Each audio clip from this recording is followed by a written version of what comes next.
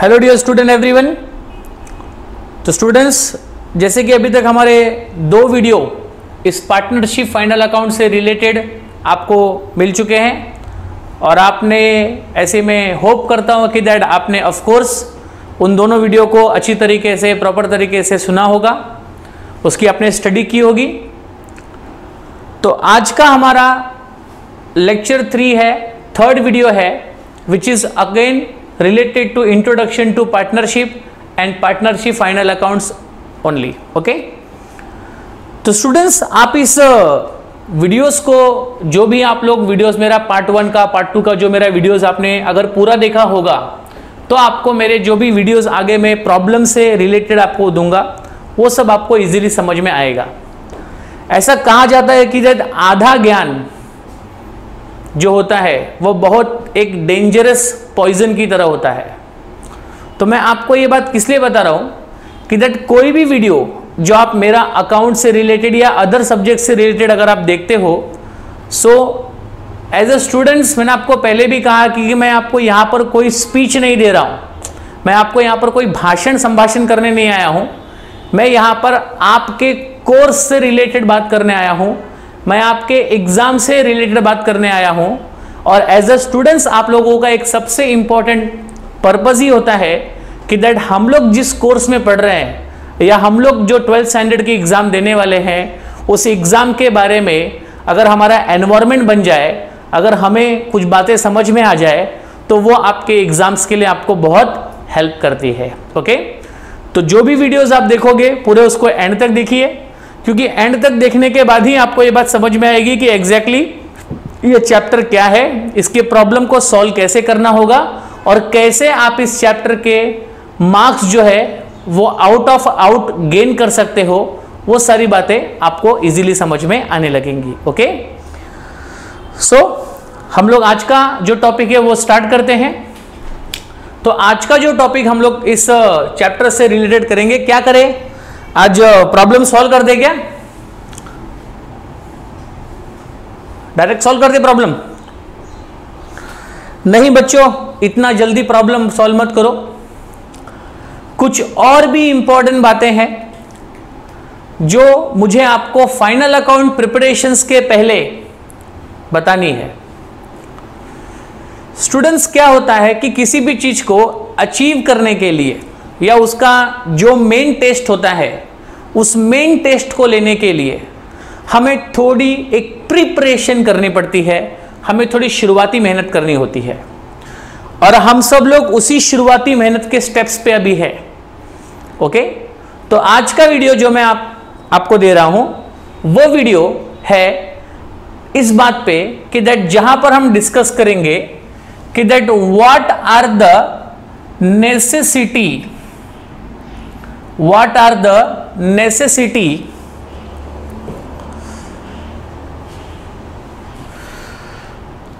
इसको कट करना है संदीप, इतना लाइन, ठीक है। हम लोग आज डिस्कस करेंगे what are the necessity of preparation of final account। तो पार्टनरशिप का फाइनल अकाउंट बनाने के लिए कौन सी आवश्यक चीजें हमें यहां पर अरेंज करनी है। जैसे अगर आपको कुछ अगर सब्जी बनानी है या आपको कोई भी ऐसा नया डिश बनाना है तो उस डिश को बनाने के पहले आपको उसके इंग्रेडिएंट्स जो है वो कलेक्ट करने होते हैं, इकट्ठा करने होते हैं। उसी तरह से फाइनल अकाउंट की डिश को अगर आप टेस्ट करना चाहते हो, फाइनल अकाउंट को अगर आप आसानी से समझना चाहते हो तो उसको समझने के लिए आपको फाइनल अकाउंट पे कंसंट्रेट नहीं करना है। जो आपका मेन टारगेट है उस पे आप कंसंट्रेट ना करके उस टारगेट के लिए जो रिसोर्सेस हमें रिक्वायर्ड है उसके ऊपर आपका टारगेट होना चाहिए, वो आपके लिए समझना जरूरी है। तो हम लोग यहां पर क्या पढ़ रहे हैं बच्चों लोग, necessity of preparation of final account. Final account की प्रिपरेशंस के लिए कौन सी जरूरी बातें, कौन से जरूरी कॉन्सेप्ट्स हमको पता होने चाहिए हम उसका डिस्कशन, उसकी चर्चा आपसे आज करेंगे। ओके, तो सबसे पहला बात मैं आपको समझा दूं कि दैट जो necessity of preparation of final accounts को लेकर के है वो कुछ इस तरह का है।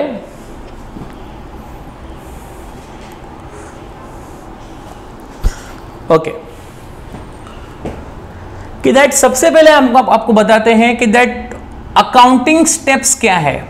अगर हमें फाइनल अकाउंट की जर्नी तय करनी है या फाइनल अकाउंट के डेस्टिनेशन पे हमें पहुंचना है तो उसके लिए हमें कौन से बेसिक अकाउंटिंग स्टेप्स लेने होंगे। ओके, ऑलरेडी मैंने आपको पिछले 2 वीडियो में पार्टनरशिप का मतलब, पार्टनरशिप, फाइनल अकाउंट के जो भी थ्योरेटिकल पार्ट्स थे वो सारे पार्ट्स हमने कवर किए हैं। मैं आशा करता हूं कि आपने वो वीडियोस को देखा होगा, तो ये वीडियो आपको और भी अच्छे से समझ में आएगा। ओके, तो preparation of final account, final account की प्रिपरेशंस में आपको जरूरी कौन सी बातें यहां पर समझनी है। तो सबसे पहली बात यहां पर जो हम डिस्कस करेंगे वो है अकाउंटिंग स्टेप्स। तो आप लोग आपके टेक्स्ट बुक के, गवर्नमेंट टेक्स्ट बुक के जो 12th स्टैंडर्ड की है उसके आप लोग पेज नंबर 15 पे आ सकते हो। ओके, तो पेज नंबर 15 पे आप अगर आते हो तो उसमें आपको सबसे पहला दिखेगा the various steps in accounting. Accounting process में कौन से स्टेप्स, कौन से हम लोगों को यहां पर प्रोसीजर कंप्लीट करने होते हैं। तो उसमें से कुछ प्रोसीजर आप ऑलरेडी कंप्लीट कर चुके हो। सर ये कब हुआ?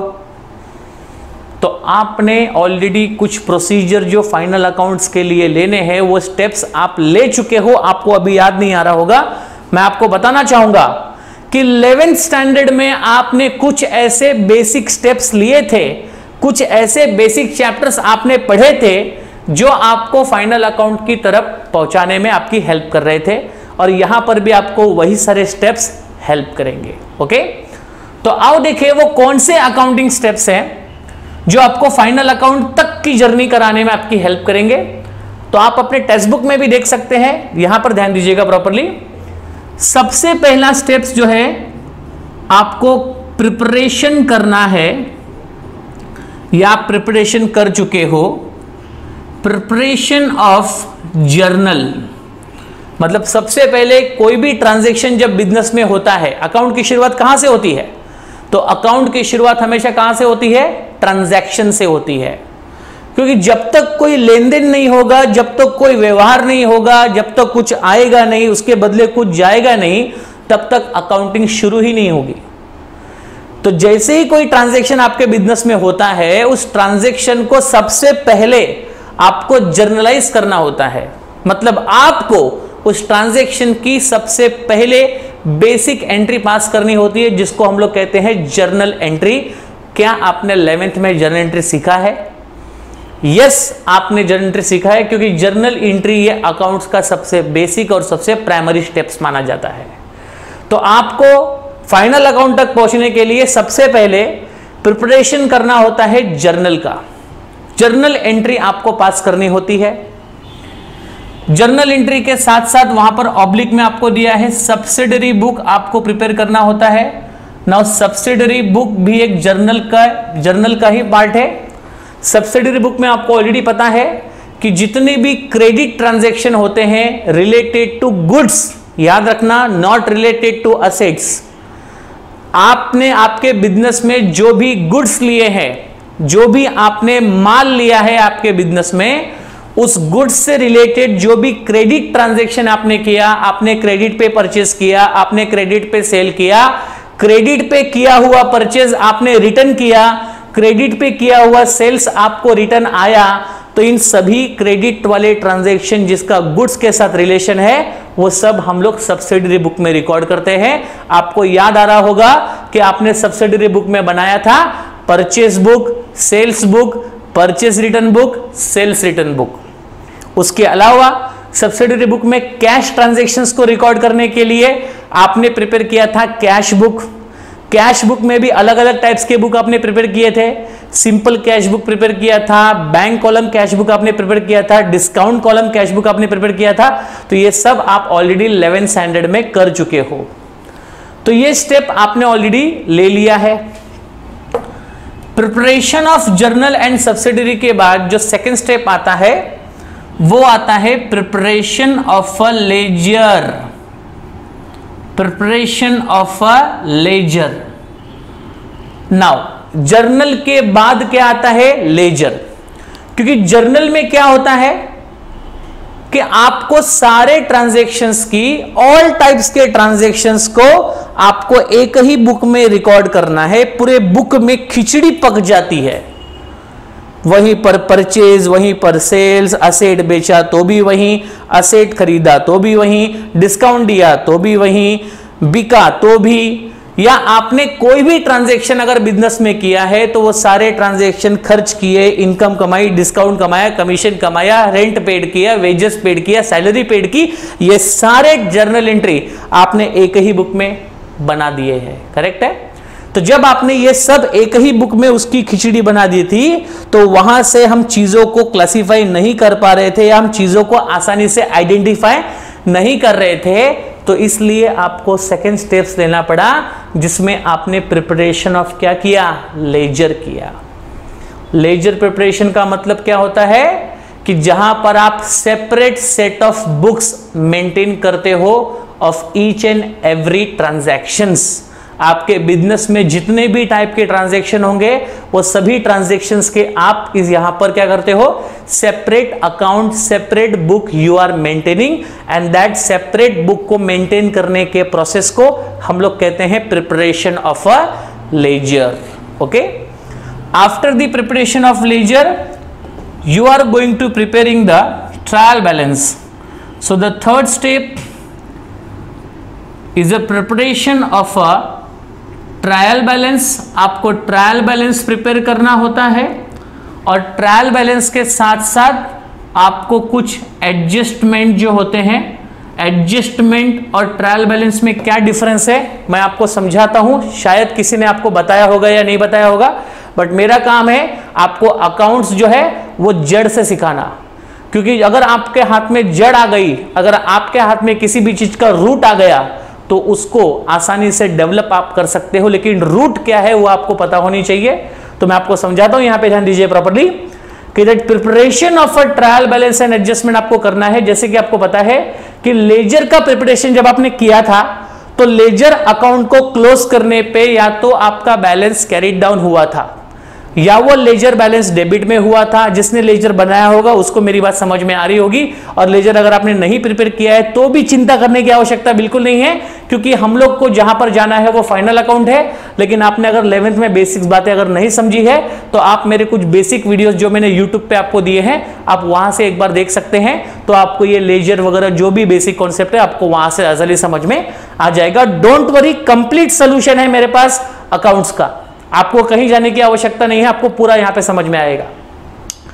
तो लेजर की प्रिपरेशन में जब आपने लेजर अकाउंट को क्लोज किया था तो क्लोज करने के बाद जो बैलेंसेस आपको वहां पर दिखे थे, हर अकाउंट को आप क्लोज करोगे तो वो अकाउंट कुछ ना कुछ तो बैलेंस दिखाएगा, या कोई कोई अकाउंट जो होता है उसका डेबिट कॉलम और क्रेडिट कॉलम की अमाउंट क्या हो जाती है? सेम हो जाती है, तो वहां पर कोई बैलेंस नहीं आता है। लेकिन जो भी बैलेंसेस आपको लेजर में दिखे थे वो सारे बैलेंसेस को आपको शिफ्ट करना होता है एक लिस्ट में। एक लिस्ट बनती है, उसकी दो साइड होती है। लेफ्ट हैंड साइड जो होती है वो डेबिट बैलेंसेस की लिस्ट होती है, राइट हैंड साइड जो होती है वो क्रेडिट बैलेंसेस की लिस्ट होती है। तो डेबिट बैलेंसेस की लिस्ट और क्रेडिट बैलेंसेस की जो लिस्ट है उसमें वो सारे अकाउंटिंग आइटम्स आपको कलेक्ट करने होते हैं। कहां से? लेजर से। तो लेजर की मदद से आपने एक लिस्ट प्रिपेयर की और उस लिस्ट में लेफ्ट हैंड साइड में सारे डेबिट बैलेंसेस को रिकॉर्ड किया, राइट हैंड साइड में आपने सारे क्रेडिट बैलेंसेस को रिकॉर्ड किया, और डेबिट बैलेंसेस और क्रेडिट बैलेंसेस को रिकॉर्ड करने के बाद उस लिस्ट को यहां पर नाम क्या दिया जाएगा? Trial balance. Okay, so trial balance which is the list of all the debit and credit balances and which is the outcome of what? Ledger, जो लेजर से बनाया गया। ओके, तो ये ट्रायल बैलेंस हुआ। But there are some items, there are some transactions which are not included in trial balance. कुछ ऐसी बातें होती है, कुछ ऐसे ट्रांजैक्शंस होते हैं जो यहां पर ट्रायल बैलेंस में इंक्लूड नहीं होती है। या तो रिकॉर्ड करने में ओमिट हो गया होगा, या तो ये हो सकता है कि आपने ट्रायल बैलेंस का प्रिपरेशन किया उसके बाद वो ट्रांजैक्शन हुए हैं। तो ऐसे प्रकार के ट्रांजैक्शन जो ट्रायल बैलेंस में इंक्लूडेड नहीं होते हैं उनको कहा जाता है क्या, एडजस्टमेंट। तो यहां पर एडजस्टमेंट क्या है मैंने आपको बता दिया कि दैट एडजस्टमेंट ये ट्रायल बैलेंस से अलग होता है। क्यों अलग होता है? क्योंकि इसमें हम वो सारे एक्स्ट्रा ट्रांजैक्शन रिकॉर्ड करने वाले हैं, इसमें वो सारे एक्स्ट्रा ट्रांजैक्शंस की आपको लिस्ट मिलने वाली है जिनको ट्रायल बैलेंस में इंक्लूड नहीं किया गया, उसे हम लोग क्या कहेंगे, एडजस्टमेंट। ओके, और भी क्लियरली आपको समझेगा जब आप इस प्रॉब्लम को सॉल्व करने के लिए आओगे। तो इस तरीके से आप पहुंच गए ट्रायल बैलेंस और एडजस्टमेंट के बेसिस पे।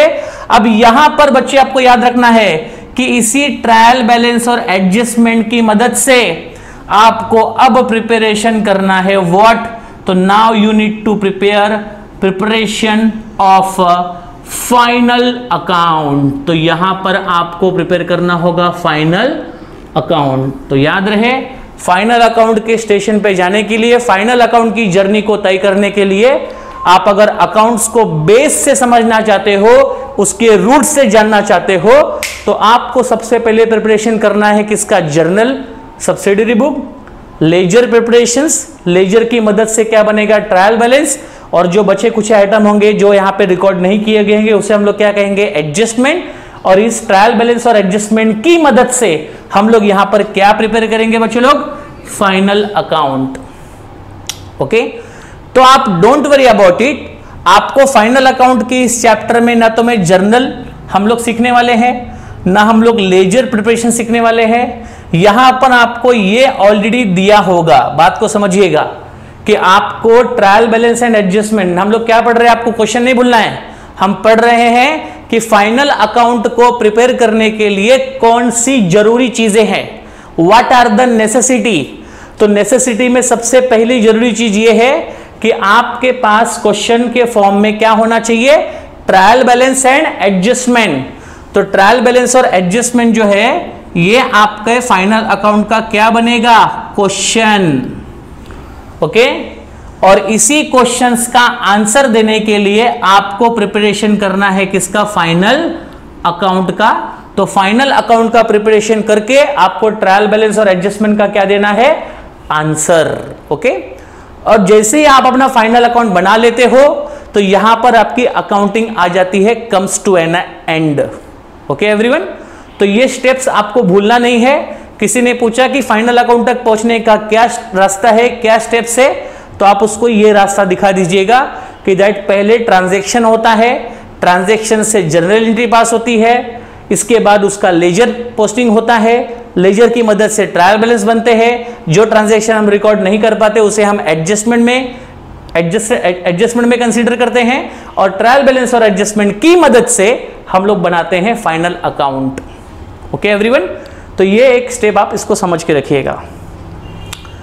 ठीक है, यहां तक आपको समझ में आ गया प्रॉपर तरीके से, यस नो, यस, बहुत ही आसान है। और आपके टेक्स्ट बुक में भी आपको पेज नंबर 15 पे ये बात क्लियर तरीके से मेंशन की गई है। अब हम इसके आगे का प्रोसीजर क्या है, फाइनल अकाउंट की प्रिपरेशंस की बात को हम लोग थोड़ा और आगे बढ़ाते हैं, क्योंकि बात आगे बढ़ाओगे तो बात बनेगी, आगे नहीं बढ़ाओगे तो बात नहीं बनेगी। ओके, सो अब हम उस चीज को और थोड़ा कंटिन्यू करते हैं। ठीक है, ओके, सो हम लोग अब यहां पर प्रिपरेशन में आ गए, प्रिपरेशन ऑफ फाइनल अकाउंट। अभी preparation of final account sir करे तो कैसे करें, उसके स्टेप्स क्या है वो मैंने आपको बेसिक बता दिए कि किस तरह से आपने फाइनल अकाउंट तक की जर्नी कर ली है। अभी आप फाइनल अकाउंट स्टेशन पे आ गए हो, करेक्ट है, अभी आप फाइनल अकाउंट के स्टेशन पे आ गए हो। अब क्या करें, अब हम लोग लेफ्ट साइड जाए, राइट साइड जाए, या फिर स्ट्रेट चले। ओके, तो वो डिसाइड करना है। तो उसके लिए आपको थोड़ा नॉलेज, थोड़ा कॉन्सेप्ट को समझना पड़ेगा कि फाइनल अकाउंट के प्रिपरेशंस के लिए आपको यहां पर समझना है कि दैट पार्टनरशिप फाइनल अकाउंट आप सीख रहे हो, तो पार्टनरशिप फाइनल अकाउंट के प्रिपरेशंस के लिए आपको जरूरत है कुछ अकाउंट्स की और कुछ स्टेटमेंट्स की। तो यहां पर अब मैं आपको बताऊंगा कि फाइनल अकाउंट के प्रिपरेशंस के लिए आपको कौन से अकाउंट बनाने होंगे और कौन सा स्टेटमेंट आपको बनाना होगा, उसको आप यहां पर समझिए। तो फाइनल अकाउंट की प्रिपरेशंस के लिए सबसे पहले आपको प्रिपेयर करना है ट्रेडिंग अकाउंट। याद रहे, the first account that you need to prepare is called as a trading account. मैं हर एक अकाउंट की पूरी डिटेलिंग करूंगा, हर एक अकाउंट में कौन से आइटम्स आते हैं, कौन से ट्रांजैक्शन आते हैं, वो सब मैं आपको डिटेल में बताऊंगा। You don't worry about it. सिर्फ जो मैं आपको फिलहाल अभी बता रहा हूं उसको आप इजीली सुनते जाइए, और कुछ डाउट्स है तो आप कमेंट में मुझे पूछ सकते हैं अगर कोई प्रॉब्लम है तो ट्रेडिंग अकाउंट। सेकेंड अकाउंट आपको जो प्रिपेयर करना है वो है आपका profit and loss account, okay. और तीसरा अकाउंट जो आपको प्रिपेयर करना है वो है आपका partners capital account. Partners capital account भी कह सकते हो, या कभी कभी हम लोग यहां पे और लिख रहे हैं, या कभी कभी आपको प्रिपेयर करना हो सकता है पार्टनर्स करंट अकाउंट, ओके। तो वो डिपेंड करेगा क्वेश्चन पे, और क्वेश्चन आपको खुद ही समझाएगा, खुद ही बताएगा कि उसे कौन से अकाउंट की रिक्वायरमेंट है। उसे कैपिटल अकाउंट चाहिए, करंट अकाउंट चाहिए, या दोनों अकाउंट चाहिए, ये सब आपको प्रॉब्लम खुद बताएगा। आपको बिल्कुल खुद का डिसीजन नहीं लेना है यहां पर। और लास्ट में जैसे कि मैंने बोला कि आपको कुछ अकाउंट्स की भी जरूरत है और आपको कुछ स्टेटमेंट की भी जरूरत है। तो अकाउंट्स की जरूरतें यहां पर खत्म हो गई थी, जिसमें आपको ट्रेडिंग अकाउंट बनाना है, प्रॉफिट एंड लॉस अकाउंट बनाना है, और आपको पार्टनर्स कैपिटल या फिर पार्टनर्स करंट, और आपको दोनों अकाउंट भी प्रिपेयर करने पड़ सकते हैं। और इसके बाद में जिस स्टेटमेंट की आपको आवश्यकता है वो स्टेटमेंट कौन सा है बच्चे लोग? Balance sheet, okay. Don't worry, मैं पूरा समझाऊंगा, मैं आपको पूरी डिटेलिंग करके दूंगा। आपको बिल्कुल भी किसी चीज को अधूरा यहां पर नहीं समझना है, कंप्लीट आपको समझना है। इसलिए मैं आपको हमेशा रिक्वेस्ट करता हूं कि दैट पूरा वीडियो देखा करो। आधा अधूरा वीडियो देखोगे तो आपको समझ में कम आएगा, आपको यहां पर डाउट्स आएंगे, फिर उसको लेकर के आप डाउट्स के साथ फाइट करोगे। क्योंकि डाउट्स के साथ फाइट करने से कुछ होने वाला नहीं है। आप जितना ज्यादा नॉलेज, जितना ज्यादा चीजों को समझते जाओगे, आपका डाउट्स ऑटोमेटिकली सॉल्व होता जाएगा। आपको डाउट सॉल्व करने की जरूरत नहीं है, only you just take the knowledge. बस नॉलेज आप लेते रहिए, डाउट्स ऑटोमेटिकली आपका सॉल्व हो जाएगा, ओके। बट फिर भी कोई अगर आपको प्रॉब्लम होती है, समझने में दिक्कत होती है, तो आप मुझसे कमेंट बॉक्स में पूछ सकते हैं, या फिर जब भी आपका डाउट सॉल्विंग सेशन होगा उस डाउट सॉल्विंग सेशन में आप मुझे क्वेश्चंस रेज कर सकते हैं, ओके। तो इस तरीके से मैंने आपको समझा दिया preparation of a final account, जिसमें आपको मैंने बताया कि दैट क्या क्या आपको प्रिपेयर करना है। अगर फाइनल अकाउंट की सब्जी अगर आपको टेस्ट करनी है तो उस सब्जी को टेस्ट करने के लिए, उसको यहां पर बनाने के लिए हमें ये सारे इंग्रेडिएंट्स लगेंगे। तो ये सारे इंग्रेडिएंट्स की व्यवस्था आपको करनी होगी, ये सारे इंग्रेडिएंट्स आपको पहले लाने होंगे, और तभी ही यहां पर फाइनल अकाउंट की जो सब्जी है वो टेस्टी बनेगी, ओके एवरीवन। सो इस ट्रेडिंग अकाउंट को हम लोग पहले समझते हैं, एक एक करके हर एक फैक्टर को हम लोग इजीली समझते जाएंगे, तो हम लोग फाइनल अकाउंट को समझने में आसानी होगी, okay. So let student try to understand the meaning of first trading account, कि ये ट्रेडिंग अकाउंट होता कैसे है, ट्रेडिंग अकाउंट बनता कैसे है, और इस ट्रेडिंग अकाउंट के अंदर कौन कौन से आइटम्स, कौन कौन से ट्रांजैक्शंस को हम लोग रिकॉर्ड कर सकते हैं, ओके। तो वन बाय वन हम लोग डिस्कस करेंगे in detail the each and every accounts and statement for preparation of a final account, okay. So let's try to discuss about the trading account का मतलब क्या होता है, उसको पहले हम लोग समझते हैं, ओके। सो ट्रेडिंग अकाउंट क्या होता है, आप सिर्फ मेरे वीडियो को ध्यान से सुनते रहिए। आपको कोई टेक्स्ट बुक, कोई नोट्स यहां पर देखने की कोई रिक्वायरमेंट नहीं है, क्योंकि ये मैं आपको नॉर्मल तरीके से वीडियो के माध्यम से ही आपको समझ में आ जाएगा, ओके। सो ट्रेडिंग अकाउंट क्या होता है, और ट्रेडिंग अकाउंट को बनाते समय हमें कौन कौन सी बातों को कंसीडर करना होता है, और ट्रेडिंग अकाउंट किस तरह से बनाया जाता है, ओके। तो that we need to discuss here. Now trading account मैं सबसे इंपॉर्टेंट आपको पहले बेसिकली बताता हूं कि बिजनेस में, बिजनेस की जो शुरुआत होती है या बिजनेस के अंदर जो सबसे फर्स्ट एक्टिविटी होती है, जो सबसे प्राइमरी एक्टिविटी होती है, वो होती है production. Okay, so the production of goods and services is the first and the primary activity of any business organisation. Okay, तो यहां पर ट्रेडिंग अकाउंट जो हम लोग ने प्रिपेयर किया है, इस ट्रेडिंग अकाउंट के अंदर हमको क्या करना होगा कि बिजनेस ऑर्गेनाइजेशन में जितने भी प्रोडक्शन से रिलेटेड एक्सपेंसेस है, मैं यहां पे लिखते जाता हूं, ध्यान से सुनिए। उसके पहले आप एक बात को समझ लीजिए पहले कि ट्रेडिंग अकाउंट जो है वो एक नॉमिनल अकाउंट है। This is a type of nominal account. Nominal account क्या होता है, आपको ऑलरेडी 11th स्टैंडर्ड में पढ़ाया गया होगा कि दैट अकाउंट्स के there are 3 types of accounts are there, personal account, real account and nominal account. तो वो जो बेसिक कॉन्सेप्ट आपने 11th में सीखा था उसका यहां पर भी आप लोग को इस्तेमाल करना है। सो यहां पर आपको समझना है सबसे पहला पॉइंट ट्रेडिंग अकाउंट के बारे में ये है कि the trading account is a nominal account, कि ट्रेडिंग अकाउंट एक नॉमिनल अकाउंट है। अगर मैं ट्रेडिंग अकाउंट को नॉमिनल अकाउंट कह रहा हूं, इसका मतलब नॉमिनल अकाउंट के जो रूल्स है वो रूल्स किसको एप्लीकेबल होंगे, ट्रेडिंग अकाउंट को एप्लीकेबल होंगे। तो इस तरह से नॉमिनल अकाउंट का नॉर्मली आपको रूल पता ही है कि दैट नॉमिनल अकाउंट कहता है कि debit all expenses and losses. Debit में हम सारे एक्सपेंसेस को और लॉसेस को रिकॉर्ड करते हैं, और नॉमिनल अकाउंट का जो क्रेडिट वाला नियम है, क्रेडिट वाला जो रूल्स है, वो रूल्स क्या कहता है कि दैट क्रेडिट में हम सारे बिजनेस की ऑल इनकम एंड गेन्स को रिकॉर्ड करते हैं। तो इस तरीके से आपको यहां पर समझ में आना चाहिए कि द ट्रेडिंग अकाउंट ये एक नॉमिनल अकाउंट है, and if the trading account is a nominal account so it has to follow the rules of nominal accounts. So यहां पर ट्रेडिंग अकाउंट के डेबिट साइड में हम एक्सपेंसेस रिकॉर्ड करेंगे और ट्रेडिंग अकाउंट के क्रेडिट साइड में इनकम और गेन्स को रिकॉर्ड किया जाएगा, क्योंकि ट्रेडिंग अकाउंट कौन सा अकाउंट है, नॉमिनल अकाउंट। ये बात आप लोग नोट कर लीजिए बच्चे लोग, क्योंकि आपको ये क्वेश्चन ऑब्जेक्टिव में भी पूछ सकता है कि the trading account is a dash account.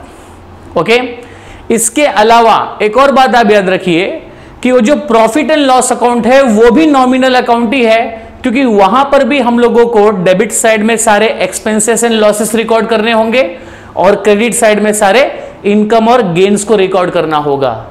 तो अभी यहां पर क्वेश्चन ये आता है, जरा बात को प्रॉपर समझना बच्चे लोग, कि ट्रेडिंग अकाउंट के डेबिट साइड में भी एक्सपेंसेस है, प्रॉफिट एंड लॉस के डेबिट साइड में भी एक्सपेंसेस है, ट्रेडिंग अकाउंट के क्रेडिट साइड में हम लोग इनकम रिकॉर्ड करेंगे, प्रॉफिट एंड लॉस के क्रेडिट साइड में भी हम लोग इनकम रिकॉर्ड करेंगे, गेन रिकॉर्ड करेंगे। तो सर जब दोनों यहां पर हमको एक्सपेंसेस और इनकम रिकॉर्ड करना है तो दोनों में डिफरेंस क्या है, ट्रेडिंग अकाउंट में और प्रॉफिट एंड लॉस में एग्जैक्टली फर्क क्या है?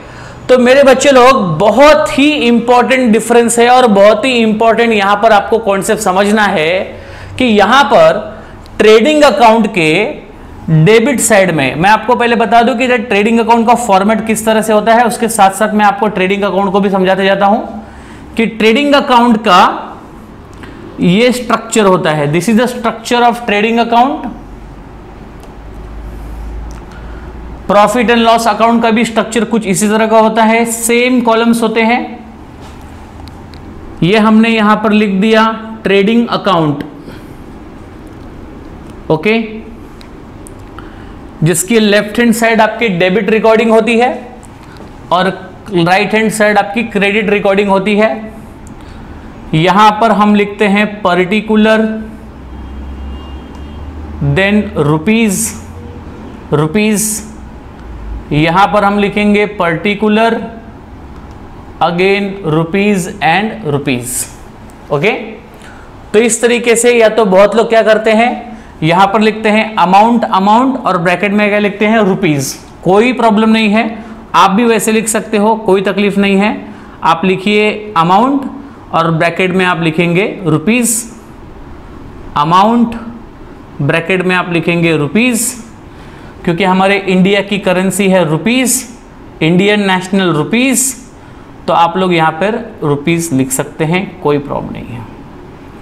तो इस तरीके से ये मैंने आपको बताया कि ट्रेडिंग अकाउंट का कॉलम कैसा होता है। अब ट्रेडिंग अकाउंट के बारे में पहली बात मैंने आपको क्या समझाई, ध्यान दीजिए फिर से एक बार, कि ट्रेडिंग अकाउंट कौन सा अकाउंट है, नॉमिनल अकाउंट है। नॉमिनल अकाउंट का रूल कहता है कि डेबिट साइड में सारे एक्सपेंसेस और लॉसेस को रिकॉर्ड करो, और नॉमिनल अकाउंट का क्रेडिट रूल कहता है कि क्रेडिट साइड में सारे इनकम और गेन्स को रिकॉर्ड करना है। ओके एवरीवन, ठीक है। अब ट्रेडिंग अकाउंट में जो डेबिट साइड में आप एक्सपेंसेस रिकॉर्ड करोगे और ट्रेडिंग अकाउंट के क्रेडिट साइड में जो आप इनकम या गेन्स रिकॉर्ड करोगे वो कैसे होंगे, क्योंकि प्रॉफिट एंड लॉस अकाउंट में भी सर आप कह रहे हो कि डेबिट में एक्सपेंसेस रिकॉर्ड करने हैं और क्रेडिट में इनकम रिकॉर्ड करनी है, तो इस दोनों अकाउंट में एग्जैक्ट डिफरेंस क्या है, तो बहुत बड़ा डिफरेंस है।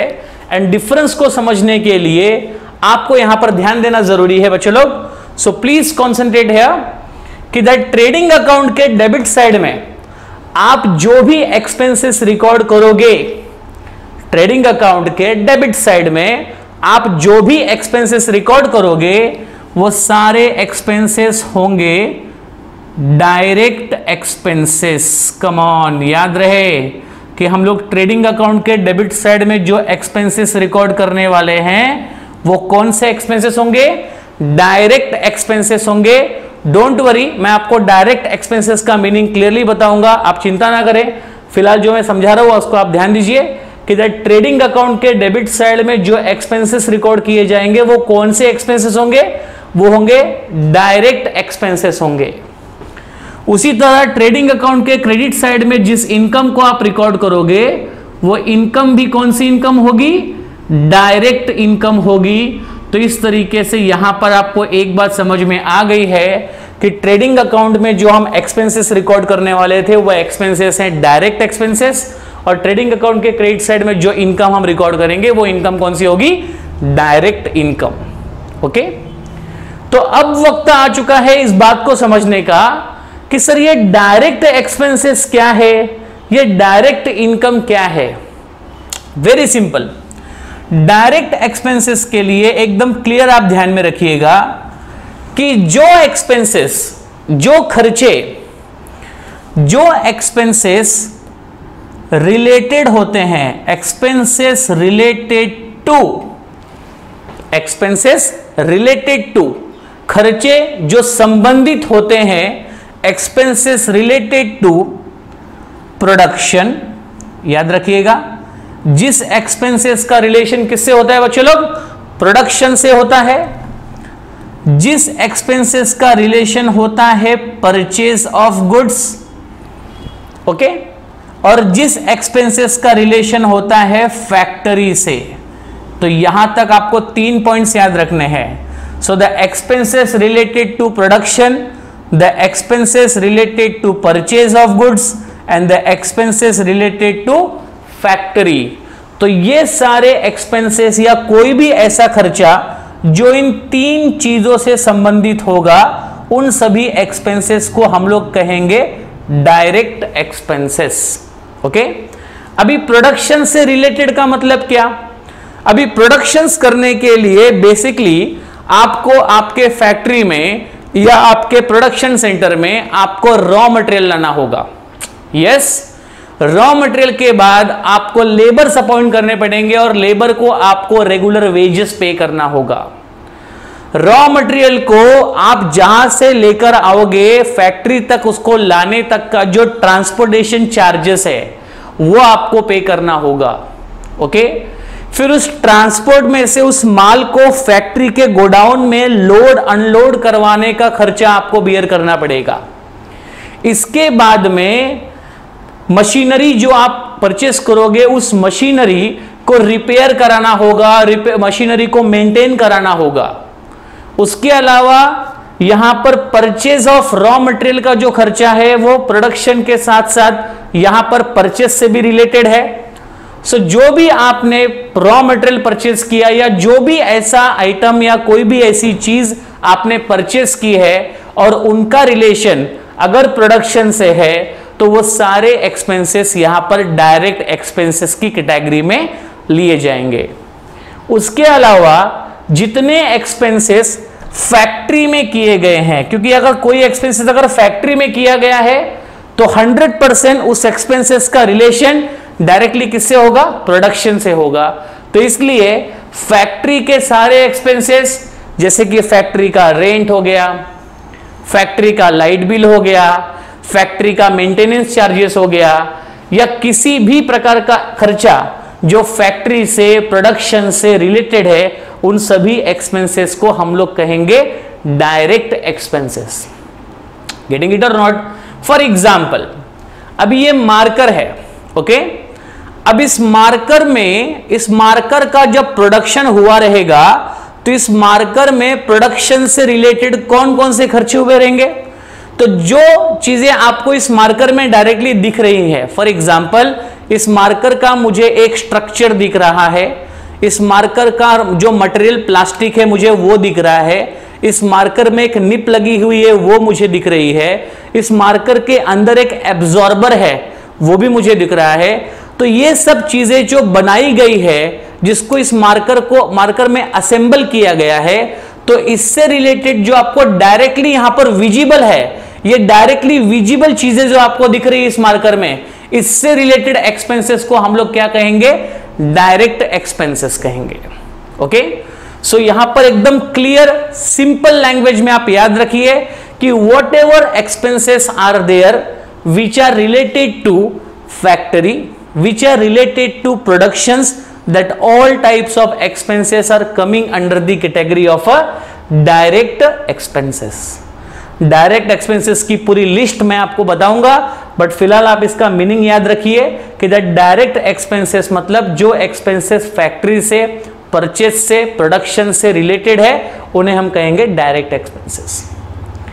इसी तरीके से जब हम बात करते हैं डायरेक्ट इनकम की, तो मेरी बात आप लोग याद रखिए, मेरी बात आप दिमाग में रखिए कि दैट डायरेक्ट इनकम क्या होती है। तो किसी भी ऑर्गेनाइजेशंस के लिए, किसी भी बिजनेस के लिए एक उस बिजनेस की सबसे मेन इनकम होती है, और जो उसके गुड्स को सेल करने से उसको मिलती है, जो उसके सर्विस को सेल करने से उसको मिलती है, तो जो इनकम किसी भी बिजनेस ऑर्गेनाइजेशन की सबसे मेन सोर्स ऑफ इनकम होती है, उस सबसे मेन सोर्स ऑफ इनकम और जिस इनकम का संबंध डायरेक्टली उसके गुड्स या सर्विसेज से होता है, उसको कहते हैं डायरेक्ट इनकम। वेरी सिंपल, आपने किसी गुड्स को प्रोड्यूस किया, आपने किसी गुड्स की मैन्युफैक्चरिंग की, उस गुड्स को मैन्युफैक्चरिंग करने के लिए या प्रोडक्शन करने के लिए आपने जो भी खर्चे किए, वो सारे खर्चे आपने रिकॉर्ड कहां पे किए? ट्रेडिंग के डेबिट साइड में। ओके, फिर उन सभी गुड्स को आपने मार्केट में सेल किया, सेल करते ही आपको जो इनकम प्राप्त हो रही है, वो इनकम आपके गुड्स से रिलेटेड वाली इनकम है, वो इनकम आपको गुड्स को बेचते ही प्राप्त हो रही है, तो उस इनकम को हम लोग क्या कहेंगे? Direct income. ओके, तो डायरेक्ट इनकम की कैटेगरी में आपको याद रखना है एक ही टाइप की इनकम आती है, which is called as a sales of goods, sales of goods और सर्विसेज। ठीक है ना, फिलहाल हम लोग यहाँ पे गुड्स का बात करते हैं, बिकॉज ये ट्रेडिंग अकाउंट है, तो यहाँ पर ट्रेडिंग हमें गुड्स की यहाँ पर कंसीडर करना है, सर्विसिंग की हमें ट्रेडिंग कंसीडर नहीं करनी है। तो जो भी इनकम आपके बिजनेस को डायरेक्टली मिली है from the sales of goods से, उसी सेल्स ऑफ गुड्स की इनकम को यहां पर हम क्या कहेंगे? Direct income. या तो फाइनल अकाउंट को सॉल्व करते समय आप लोग ध्यान में रखिएगा कि फाइनल अकाउंट में, किसी भी टाइप के फाइनल अकाउंट की जो सबसे मेन इनकम होती है, जो सबसे डायरेक्ट इनकम होती है, उस डायरेक्ट इनकम में एक ही टाइप की इनकम आती है, and that type of income is called as a sales of goods. Okay everyone, तो इस तरीके से मैंने आपको समझाया कि दैट ट्रेडिंग अकाउंट ये एक नॉमिनल अकाउंट है, जिसको नॉमिनल अकाउंट के रूल एप्लीकेबल है, जहां पर डेबिट साइड में हम एक्सपेंसेस रिकॉर्ड करेंगे, क्रेडिट साइड में हम इनकम रिकॉर्ड करेंगे। कौन सा एक्सपेंसेस रिकॉर्ड करेंगे? डायरेक्ट एक्सपेंसेस रिकॉर्ड करेंगे, सही बोला आपने। और डायरेक्ट एक्सपेंसेस मतलब कौन से एक्सपेंसेस? जिस एक्सपेंसेस का डायरेक्ट रिलेशन प्रोडक्शन से है, परचेज से है, फैक्ट्री से है, वो सारे एक्सपेंसेस को हम लोग कहेंगे डायरेक्ट एक्सपेंसेस। इसके बाद डायरेक्ट इनकम का मतलब होता है कि जो इनकम आपके बिजनेस की सबसे मेन सोर्स ऑफ इनकम है, या जिस इनकम को आपने आपके गुड्स को बेच करके कमाया है, that is called as a direct income, जिसको ट्रेडिंग अकाउंट के क्रेडिट साइड में रिकॉर्ड किया जाएगा। Okay everyone. तीसरी बात आपको इसमें याद रखना है कि दैट ट्रेडिंग अकाउंट को बनाकर क्या मिलेगा। इस ट्रेडिंग अकाउंट के डेबिट साइड में हम सारे डायरेक्ट एक्सपेंसेस रिकॉर्ड कर देंगे, क्रेडिट साइड में हम डायरेक्ट इनकम रिकॉर्ड करेंगे, और उसके अलावा और भी यहां पे कुछ गुड्स से रिलेटेड आइटम आते हैं, वो मैं आपको जब ट्रेडिंग अकाउंट का पूरा जब मैं आपको डिटेलिंग करके बताऊंगा तो उसके समय में आपको कंसेप्ट समझाता हूं। इसके अलावा आप याद रखिएगा कि ट्रेडिंग अकाउंट को जब आप क्लोज करोगे, ट्रेडिंग अकाउंट जब आप लोग एक्सपेंसेस और इनकम को रिकॉर्ड कर लोगे, तो इसको क्लोज करने के बाद आपको क्या मिलेगा। तो क्लोज करने के बाद ट्रेडिंग अकाउंट से आपको यहां पे ध्यान देना है कि ट्रेडिंग अकाउंट से आपको यहां पर मिलेगा ग्रॉस प्रॉफिट, और या तो फिर आपको क्या मिलेगा, ग्रॉस लॉस। याद रहे दोनों नहीं मिलेगा, दोनों में से कोई एक चीज मिलेगी, या तो आपको मिलेगा ग्रॉस प्रॉफिट और या तो आपको मिलेगा gross loss. Okay, gross profit कब मिलेगा उस बात को समझिएगा।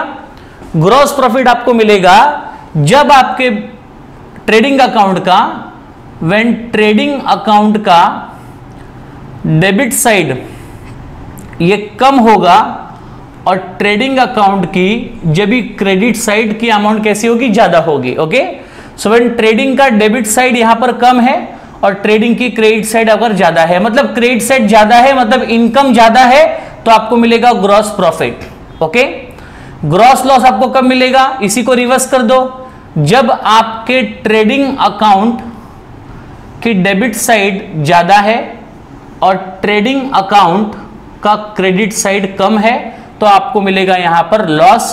तो यहां पे डेबिट साइड कम है मतलब यहां पर, सॉरी डेबिट साइड यहां पर ज्यादा है मतलब खर्चा ज्यादा है और इनकम कम है। सिंपल सा फंडा मैंने आपको बताया कि प्रॉफिट तब मिलता है जब इनकम ज्यादा होती है, क्रेडिट साइड ज्यादा होता है, और लॉस तब मिलता है जब डेबिट साइड ज्यादा है मतलब खर्चा ज्यादा होता है। गेटिंग इट और नॉट।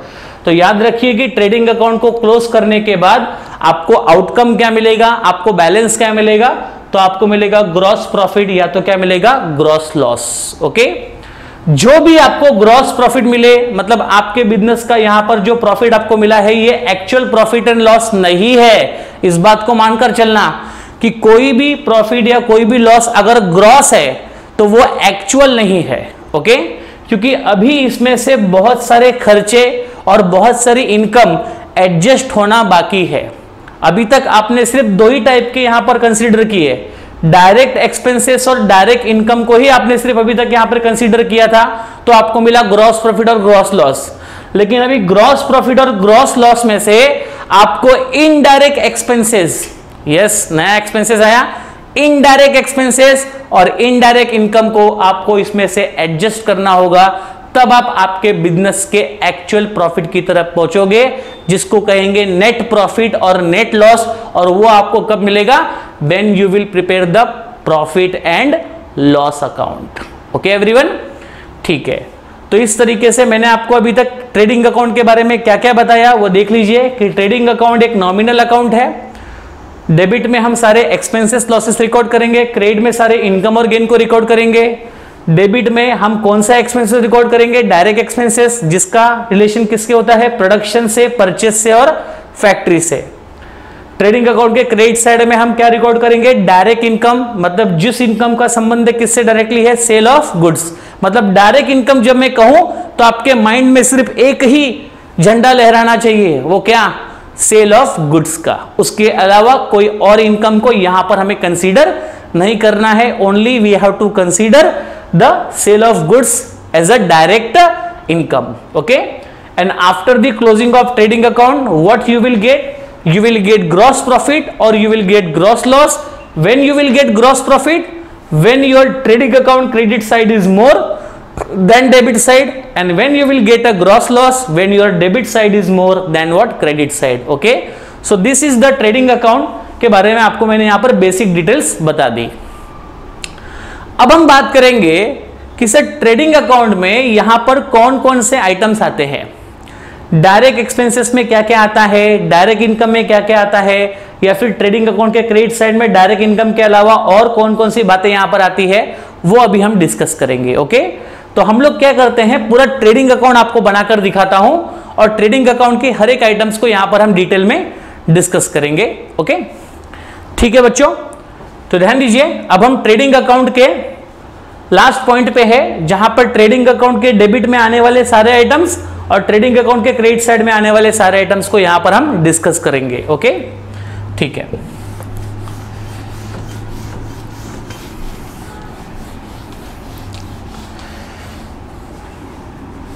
ट्रेडिंग अकाउंट ये फर्स्ट अकाउंट है, याद रखना। ट्रेडिंग अकाउंट जितना बेहतर आप समझ सकते हो उतना बेहतर इसको समझने की पूरी कोशिश कीजिए, क्योंकि ट्रेडिंग अकाउंट अगर आपको समझ में प्रॉपरली आ गया तो प्रॉफिट एंड लॉस अकाउंट को समझने में बिल्कुल भी समय नहीं लगेगा। इस बात को आप ध्यान में रखना। ओके, सो आओ हम लोग समझते हैं क्या है ट्रेडिंग अकाउंट। ट्रेडिंग अकाउंट के बारे में तो हमने ऑलरेडी कुछ इंफॉर्मेशन लिया है। अब हम देखेंगे कि ट्रेडिंग अकाउंट में कौन कौन से आइटम आते हैं।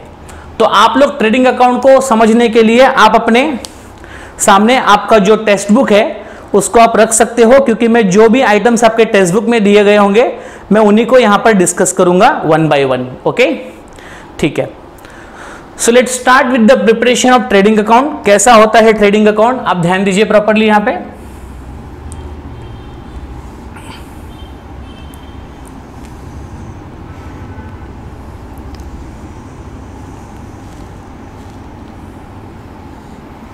जैसे कि मैंने आपको बताया था कि 2 कॉलम बनाने होते हैं। फर्स्ट कॉलम होता है एडजस्टमेंट के लिए और सेकंड कॉलम होता है फाइनल वैल्यू को लिखने के लिए। So this is the proforma, आप कह सकते हो इसको proforma of a trading account. को थोड़ा सेपरेट कर लेते हैं। लेफ्ट हैंड साइड आपकी debit recording, right hand side आपका है क्रेडिट रिकॉर्डिंग। अगेन ऑलरेडी मैंने आपको समझाया था कि दिस इज अ पर्टिकुलर, यहाँ पर अमाउंट जो कि रुपीज़ में होगा। हम डॉलर की बात नहीं करेंगे बिल्कुल भी, क्योंकि डॉलर बहुत महंगा है, इसलिए हम लोग बात नहीं कर रहे क्या डॉलर की? नहीं, ऐसा बिल्कुल नहीं है। हम लोग यहाँ पर रुपीज़ की बात इसलिए कर रहे हैं क्योंकि हम लोग यहाँ पर जो अकाउंट सॉल्व कर रहे हैं वो इंडिया, इस कंट्री का सॉल्व कर रहे हैं, इसलिए हम लोग यहाँ पर करेंसी क्या ले रहे हैं, रुपीज़। ओके, चलो ठीक है। अब ये ट्रेडिंग अकाउंट आपके सामने है। आप इस अकाउंट को प्रिपेयर करते समय अपने दिमाग में एक बात रखना कि दैट ट्रेडिंग अकाउंट जब आप बना रहे हो, मतलब आप यहां पर गुड्स के प्रोडक्शन से रिलेटेड, गुड्स जब तक आपका फैक्ट्री में होता है उससे रिलेटेड सारे एक्सपेंसेस और इनकम को आप यहां पे क्या करोगे, रिकॉर्ड करोगे। ओके, ठीक है। ठीक है भाई, शुरू करते हैं कि ट्रेडिंग अकाउंट के डेबिट में क्या क्या आता है और ट्रेडिंग अकाउंट के क्रेडिट साइड में क्या क्या आता है। ओके, ठीक है। तो ट्रेडिंग अकाउंट के डेबिट साइड की जो शुरुआत होगी वो शुरुआत हमेशा होती है टू ओपनिंग स्टॉक से। तो यहां पर सबसे पहला आता है टू ओपनिंग स्टॉक। अब ये ओपनिंग स्टॉक क्या होता है उसको समझिए। यस, मैं आपको हर एक चीज समझाऊंगा प्रॉपर तरीके से, कि जिससे कि जब प्रॉब्लम सॉल्व किया जाए तो उस समय आपको फाइनल अकाउंट बहुत ही इजी लगना चाहिए। ओके, ठीक है, ध्यान दीजिए। तो ओपनिंग स्टॉक क्या है? ओपनिंग स्टॉक का मतलब हुआ कि फॉर एग्जांपल जैसे कि आपका ये बिजनेस ऑर्गेनाइजेशन जो है वो कंटिन्यू प्रोसेस में चलता है, करेक्ट है? पिछले कई सालों से आपका ये बिजनेस चल रहा है। तो आपके बिजनेस का ये जो हम ट्रेडिंग अकाउंट बना रहे हैं, ये ट्रेडिंग अकाउंट बनता है फॉर द पर्टिकुलर ईयर के लिए। तो यहां पर हम लिख सकते हैं फॉर द ईयर, जो ईयर एंड होगा, समझो यहां पर हम लेते हैं 31 मार्च 2020 लेकर चलते हैं। ओके, तो ट्रेडिंग अकाउंट हम लोग प्रिपेयर कर रहे हैं, उस बात को याद रखना कि जो ट्रेडिंग अकाउंट हम लोग बना रहे हैं वो कभी के लिए है, फॉर द ईयर एंडेड, उस ईयर के लिए जो ईयर एंड कब होगा, 31 मार्च को एंड होगा, 31 मार्च 2020 को एंड होगा। ओके, अब ये ईयर अगर 31 मार्च 2020 को एंड हो रहा है और मैं 31 मार्च 2020 तक का ट्रेडिंग अकाउंट अगर यहां पर प्रिपेयर कर रहा हूं, तो यहां पर जो ओपनिंग स्टॉक मुझे दिख रहा है, ये ओपनिंग स्टॉक का मतलब क्या है कि 31 मार्च के पहले जो पिछला साल था, उस पिछले साल में जो भी मटेरियल हमारे बिजनेस के पास अनसोल्ड था या जो भी रॉ मटेरियल हमारे बिजनेस ने यूज नहीं किया था, वो सारा मटेरियल, वो सारा फिनिश गुड्स जो पिछले साल वापरा नहीं गया था, यूज नहीं किया गया था, वो सारा मटेरियल पिछले साल क्लोजिंग स्टॉक में था। किसमें था? क्लोजिंग स्टॉक में था। मतलब जिसको पिछले साल अनयूज्ड बोलकर रखा गया था, जिसका कोई इस्तेमाल नहीं किया गया था। ओके, तो सबसे पहले हम लोग प्रोडक्शन करते समय या ट्रेडिंग करते समय, बाइंग सेलिंग करते समय, हम सबसे पहले उसी मटेरियल को यहां पर लेंगे, उसी फिनिश गुड्स को लेंगे जो फिनिश गुड्स पिछले साल का बचा हुआ है। जो मटेरियल, जो फिनिश गुड्स पिछले साल का क्लोजिंग स्टॉक में था, तो पिछले साल का जो फिनिश गुड्स क्लोजिंग स्टॉक में था, वही फिनिश गुड्स इस साल का क्या बनेगा बच्चा लोग? ओपनिंग स्टॉक, क्योंकि वो पहले पिछले साल के एंड में बचा हुआ था।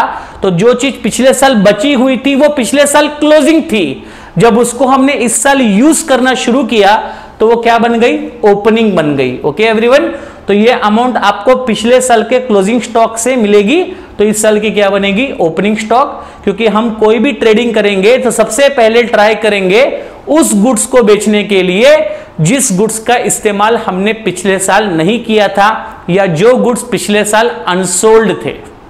ओके, तो पहले उसको हम सेल करेंगे। ओके, ठीक है। तो ओपनिंग स्टॉक में जो भी अमाउंट होगी उस अमाउंट को आप यहां पर XX के फॉर्म में मैं फिलहाल ले रहा हूं, बिकॉज मैं अभी आपको स्पेसिमेन बता रहा हूं, तो यहां पर कोई अमाउंट लेने की रिक्वायरमेंट नहीं है। तो पहले शुरुआत किससे होती है? ओपनिंग स्टॉक से। ठीक है, ओपनिंग स्टॉक के बाद में आपको पिछले साल का जो मटेरियल आपका बचा हुआ था या पिछले साल का जो बचा हुआ फिनिश गुड्स आपने बेचा नहीं था, जो अनसोल्ड था, क्या उतने फिनिश गुड्स से आपका इस साल का बिजनेस हो जाएगा? Yes no, come on. नहीं होगा, क्योंकि पिछले साल का जो बचा हुआ फिनिश गुड्स था वो तो बहुत कम क्वांटिटी में होगा, तो उससे हमारा इस साल का पूरा काम होने वाला नहीं है। तो हमें इस साल और परचेस करना होगा या हमें इस साल और प्रोडक्शन करना होगा, तो हम लोग और फिनिश गुड्स को यहां पर परचेस करेंगे। तो जो भी आप फिनिश गुड्स इस साल परचेस करोगे उसको आप यहां पे लिखोगे। आफ्टर दैट जो भी आपने परचेस किया है, हो सकता है कि आपने टोटल जो फिनिश गुड्स या रॉ मटेरियल परचेस किया वो आपने परचेस किया, समझो एग्जांपल 10 लाख रुपए का, करेक्ट है? क्या आपने पूरा 10 लाख रुपए का गुड्स, क्या आपने पूरा 10 लाख रुपए का मटेरियल जो है आपने जो परचेस किया, क्या वो पूरा का पूरा मटेरियल अच्छा है या पूरा का पूरा मटेरियल आपकी रिक्वायरमेंट के हिसाब से है?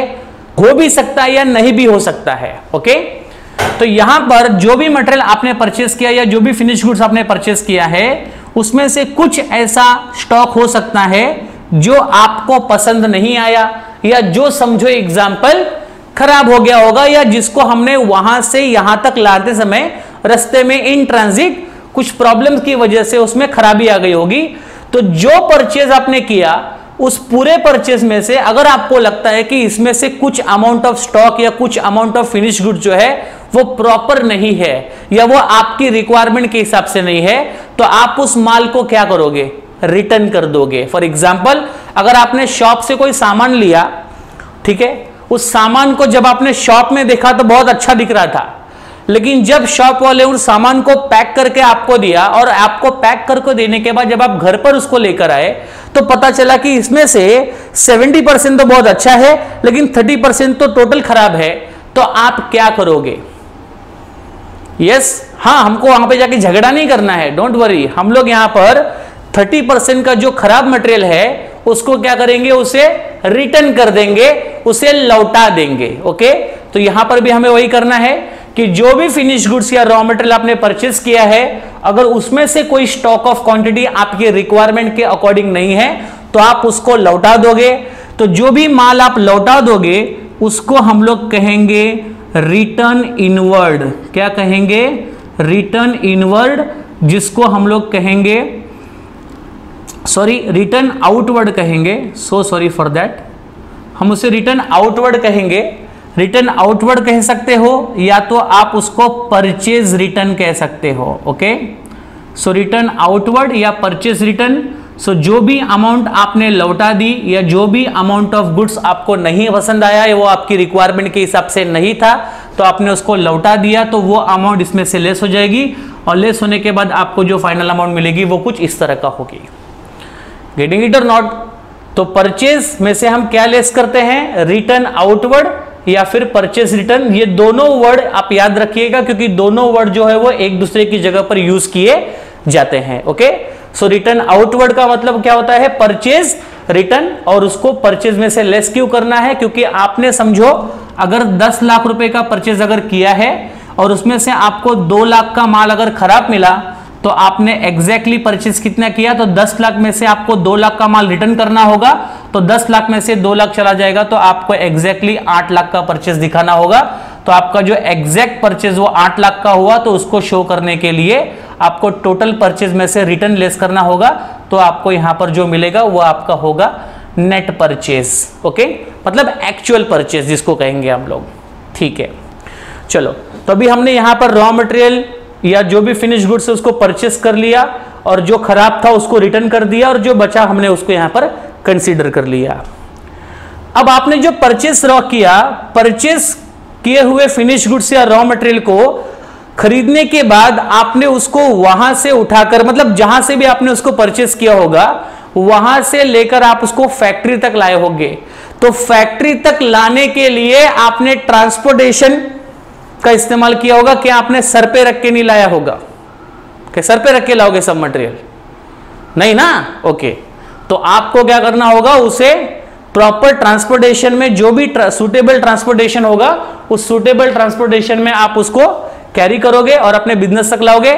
तो आपने जो ट्रांसपोर्टेशन में उस माल को यहां तक लेकर आया उसका आपको चार्जेस पे करना होगा, उसका आपको यहां पर बिल देना होगा। और हम जो ट्रांसपोर्टेशन चार्जेस यहां पर भरते हैं कौन से पर्पस के लिए, रॉ मटेरियल को फैक्ट्री तक लाने के लिए। ओके, किसी भी माल को फैक्ट्री तक लाने के लिए हम जो भी खर्चा करेंगे उसको हम लोग कहेंगे कैरियज इनवर्ड। क्या कहेंगे? Carriage inward. ओके, सो कैरियज इनवर्ड का मतलब क्या होता है, ये कैरियज का मतलब क्या होता है, तो कैरियज का मतलब होता है जो भी आपने ट्रांसपोर्टेशन चार्जेस दिया उसको बोलेंगे कैरियज। लेकिन ये इनवर्ड क्या है, तो इनवर्ड का मतलब है आपने ये चार्जेस जो पे किया वो परचेस करने पे किया, मतलब आपने माल आपके फैक्ट्री में लाने का चार्जेस पे किया। तो माल जब फैक्ट्री में आ रहा है तो माल को आने का चार्जेस आपने पे किया। माल आपका आ रहा है मतलब माल आपका इनवर्ड हो रहा है। क्या हो रहा है? इनवर्ड। तो इनवर्ड होने का चार्जेस आपने पे किया, so that is called as a carriage inward. Okay, और जब समझो आपका माल फैक्ट्री में आ गया, आपके फैक्ट्री ने उस माल को फिनिश गुड्स में कन्वर्ट कर दिया। फिनिश गुड्स में कन्वर्ट करने के बाद वो माल जो है आपके फैक्ट्री से जा रहा है और आपके फैक्ट्री से कहां पर जाएगा? गोडाउन में जाएगा, मार्केट में जाएगा, मुंबई जाएगा, कोलकाता जाएगा। करेक्ट है? और भी अलग अलग जगह पर आपका माल जाएगा सेल होने के लिए। तो आपके फैक्ट्री से जो माल जाएगा, आउटवर्ड होगा, जाएगा, उसका जो आप चार्जेस पे करोगे उसको बोलेंगे कैरियज आउटवर्ड। ओके, तो कैरियज आउटवर्ड माल जाने का भाड़ा और कैरियज इनवर्ड फैक्ट्री में माल आने का भाड़ा। So don't be confuse between carriage inward and carriage outward. Okay, so जो भी चार्जेस यहां पर फैक्ट्री पेड कर रही है या जो भी चार्जेस आपको प्रोडक्शंस की नाते पे करना हो रहा है, किस चीज का? ट्रांसपोर्टेशन का, माल को फैक्ट्री में लाने का, उसको बोलेंगे कैरियज इनवर्ड। और जो चार्जेस आपको पेड नहीं करना है लेकिन आपको पेड करना पड़ेगा फैक्ट्री को, ये लाइन निकाल देना क्या संदीप? संदीप ये लाइन निकाल देना, मैं जो बताया अभी। ठीक है, तो जो चार्जेस आपको पे करना होगा माल को लेकर जाने का, कहां पर? वेयर हाउस में या मार्केट में, तो वो सब चार्जेस को हम लोग क्या बोलेंगे? कैरियज आउटवर्ड बोलेंगे। ओके, ठीक है, तो कैरियज इनवर्ड तक हम लोग आ गए। तो जो भी कैरियज इनवर्ड आपने पे किया होगा, माल को लाने का भाड़ा आपने जो पे किया होगा उसको हम लोग बोलेंगे कैरियज इनवर्ड। इसके बाद नेक्स्ट यहां पर एक्सपेंसेस आता है, आप अपने बुक में देखते रहिएगा। अगला आपका आता है फ्रेट। याद रहे कैरियज और फ्रेट में क्या डिफरेंस है, दोनों भी एक प्रकार का ट्रांसपोर्टेशन चार्जेस है, लेकिन डिफरेंस सिर्फ इतना है कि कैरियज जो होता है वो पेड किया जाता है किसके लिए, रोड ट्रांसपोर्ट से जब आप अपना माल लेकर आते हो तो रोड ट्रांसपोर्ट के लिए जो चार्जेस आप पे करोगे उसको बोलेंगे कैरियज। और जब आपका माल रेलवे से आता है, जब आपका माल रेलवे ट्रांसपोर्ट से आता है तो रेलवे से आने वाले ट्रांसपोर्टेशन को जो हम चार्जेस पे करेंगे उसको क्या बोलेंगे, फ्रेट। तो कैरियज में और फ्रेट में डिफरेंस इतना सही है कि कैरियज कब पे करना होता है, जब आपका माल रोड ट्रांसपोर्ट से आ रहा है, और फ्रेट कब पेड करना होता है, जब आपका माल रेलवे से आ रहा होता है। करेक्ट है। तो इस तरीके से कोई भी तरीके से आपका माल आपके फैक्ट्री में आ रहा है ना, ये प्रोडक्शन से रिलेटेड खर्चा है ना, ऑफ कोर्स है, तो ये सारा खर्चा आपको ट्रेडिंग अकाउंट के डेबिट साइड में शो करना होगा, क्योंकि ये कहीं ना कहीं आपके प्रोडक्शन से, आपके फैक्ट्री से रिलेटेड एक्सपेंसेस है। ओके एवरीवन, टू फ्रेट हो गया। फ्रेट की भी यहां पर हम लोग यहां पर एक्स अमाउंट दिखाएंगे। तो स्टूडेंट्स आपको कैरियज और फ्रेट में डिफरेंस समझ में आ गया होगा कि ये दोनों भी एक प्रकार का ट्रांसपोर्टेशन चार्जेस हैं। जब आप रोड ट्रांसपोर्ट से माल लाओगे तो आपको कैरिज इनवर्ड पे करना है, और जब आप वही माल रेलवे से लाते हो तो आपको फ्रेट पे करना होगा। तो दोनों के टर्म्स अलग अलग है, बट दोनों एक्सपेंसेस का जो नेचर है वो सेम है। ओके, ठीक है। नेक्स्ट यहां पर आपको समझना है डॉक चार्जेस। ये डॉक चार्जेस क्या होता है, ट्राई टू अंडरस्टैंड प्रॉपरली।